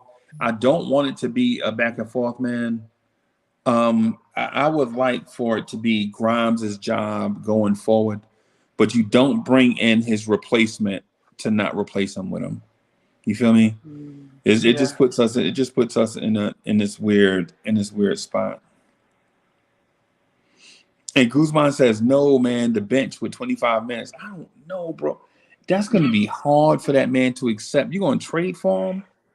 And here's the thing, you trade for him, right? You trade for him. And so Dre, this is where things get weird, right? So you trade for him, right? And then in the offseason, are you going to re-sign him to have another $18 million coming off the bench? Now you have $36 million coming off the bench at shooting guard. Well, they'll try to get rid of. Well, what's his name is going to be expiring that year. Fournier. Fournier. I don't know what Derrick Rose's contract situation is. I know he makes like 14 million or something. Is he expiring, or does he have another year? Do you think I'll check it. I'll check it out. Give me a second. I would think that Derrick Rose would probably want to end up with Chicago and retire as Chicago, because the fans in Chicago love him. Yeah. I would think Derrick Rose will be going back to Chicago and retire. Okay, Derrick Rose is expiring. He has a club option for next year. So yeah, they're not gonna pick that up. They're not gonna pick that up. They're not picking that up. Yeah, I don't think the Knicks are gonna keep Derrick. I think Derrick might go back to Chicago. Well, they're gonna pay him, and then RJ's contract number is gonna spike up, up plus 17 million, and the amount of money that it'll spike, it will be basically what Derrick Rose's contract coming off the books would be, give or take a couple million. Right? I think they're gonna waive him or buy him out. I think they're gonna buy him out. They might buy him out and let him hit the open market. Well, if he because they was gonna have to pay him in. They was gonna have to pay him anyway. So why not? Yeah, and so Paris Duggar says, have y'all watched Square Peg RJ on the Square Hole team? That's what you want. You want the square peg to go in the square hole. I mean, we got a That's bunch how. of power forwards in That's how it different works. positions. That's how it works. Like the square piece goes into the square thing. I mean, unless you're talking about the square peg going into the round hole, then the square peg doesn't fit in the round hole. I mean, so I mean, I think I get what you're saying. I I don't know if you're like talking Paris about Duggan. RJ Barrett's athleticism or if it's the comparison thing you talking about. But either way, if it's oh wait a minute, if this is a RJ thing, I ain't dissing RJ, bro. I'm not going down that road of dissing RJ Barrett, man. I'm just not. I'm not gonna do that. But Dre, if they resign Hart to come They off the will. bench next year during the season, it don't matter if Fournier is expiring or not. During the season, 23-24, they'll have $36 million wrapped up in shooting guard coming off the bench. Well, on the bright side, they'll have a starting point guard making like $2 million. Start. I have a starting shooting guard making $2 million. No, I'm laughing. I'm laughing at Paris Duggan. That's my man. Hey, Paris Duggan's my man. I love it, bro. I love it. The thing with Paris Duggan to me make it fun. It seems like I'm picking, bro, and I'm kind of, but not really. You know what I'm saying? Y'all just rib each other, man. Yeah, I love it. It make it fun. I mean, because you do this thing for like we've been doing it for like 3.5 hours, bro. And I can't do the thing reading box scores for 3.5 hours, bro. I swear, I'd only be up here for like 10 minutes. You know what I'm saying? Mm-hmm. But yeah, man. And my thing is if you bring Hart here, knowing that you're going to extend him, then that cuts into Grimes's starting. And I don't think you pay because if Grimes is a starter, I don't think you pay a shooting guard $18 million to come off the bench or be a glue guy. You don't do that unless it's like an elite six man that can average 20 points, like a Lou Williams or something like that. Jordan Poole, that's it. Yeah. You don't pay. That's it. I don't. Yeah. So unless you come in here for Josh the Hart cheap, is not that. if you come here for the cheap, if you come here to try to get another 13 million that he already was getting, then cool. Right. But he's not, because guys that are like six starters that can fringe, and if someone gets hurt and they jump in the starting lineup and there's no drop off, those guys get paid somewhere 16, 17, 18 million dollars. Yeah. And would that be necessarily worth it if we're trying to build out our team in a specific way? No. And then, if you're doing that, then that means Grimes goes to the bench. And is that proper way to develop when you've seen all the tools he possesses? Like to be absolutely honest, there is nothing Josh Hart can do to be better than Grimes by next year besides rebounding.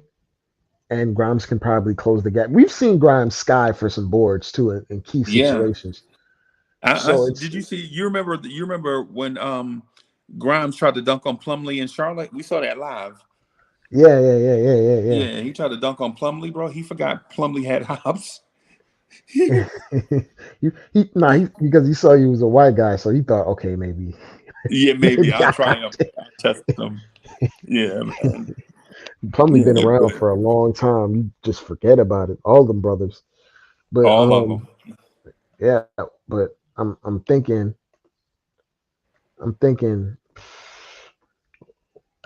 I don't think it would be the wisest idea to give him 15, 16. But this is where the CAA thing comes in, because we kind of get guys on discounts relative to what their contemporaries get on the open market. Yeah. So like Randall could have got way more. Brunson, compared to how he's playing, could have got way more.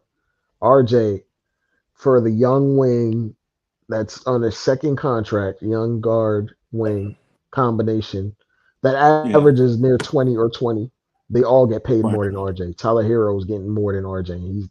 Is Tyler Hero that much better than RJ? No.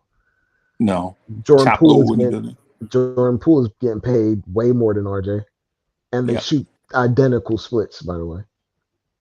Yep. So it's when we talk about guys, we kind of get guys on the cheap. So it wouldn't shock me if we got like Josh Hart on a 3-year deal for like 50 million or something like that. Or You're talking about 3-year like deal 16.3, yeah. 3-year deal. 16.6, something like that. Yeah, and when the cap goes up, that's not necessarily a terrible deal. Yeah. That's I don't think Josh basically Hart gonna sign that. I don't think Josh Hart gonna sign that. I think Josh Hart. we'll see the barometer when Grant Williams gets signed. Yeah, I think Josh Hart is gonna be 20 mil a year Oof. because Josh Hart proved early in the season and late in the season last year. You remember when everybody was hurt, he was their leading scorer, their go-to guy, their number one. And he could do it. He just didn't want to do it. He wants to be the glue guy, which for some people, they don't understand it. But in real life, people generally try to be the best version of who they normally are. You know what I'm saying? It's the reason why Randall hadn't changed that much since we've seen him, since we've known him. And RJ. It's the reason why RJ barrels to the rim, because that's who he is. Hey, guys, I got to get out of here. Yo, this trade line was a dud. Big dud. I'm frustrated by it. I'm going to get out of here and take a short break. But I'm going to jump back on probably with the Queen later on. But I'm probably going to chill tonight. I hadn't done a Knicks at Night podcast since I've been here. Oh, wait. I thought you might have gone to that Nuggets game tonight. Jeez, I ain't even thought. When I said something, I would go, bro. It's Jokic, man. You got to. I might. I don't know, man. But Dre, the thing is if it was like if I could just get on the subway and go, I'll be going. But how far are you from the arena? 40 minutes. Damn. How far? And then ask me how far the arena is away. 20 miles. Wow. Okay. So it takes like 40 minutes to go. Yeah, and then you probably got it. Well, the game starts in 2 hours, so you got to buy it at the gate or something like that. Yeah, you gotta buy it at the gate. Gotta pay for parking. Like if you were to go, you'd have to be getting ready like right now. Right now in order to go. Yeah. To take off and go. Yeah. Right. So yeah, so I'm gonna fix me a bowl of cereal and watch Living Single. That sound like you're not doing the late night podcast now, are you, please? No, I'm not for sure. I need to do some work. I was watching the Wayans Brothers on HBO Max before I got on here. So yeah, man. All right, y'all. Thank you everybody for coming through and rocking with us, man. We'll holler at y'all later. Later, Dre.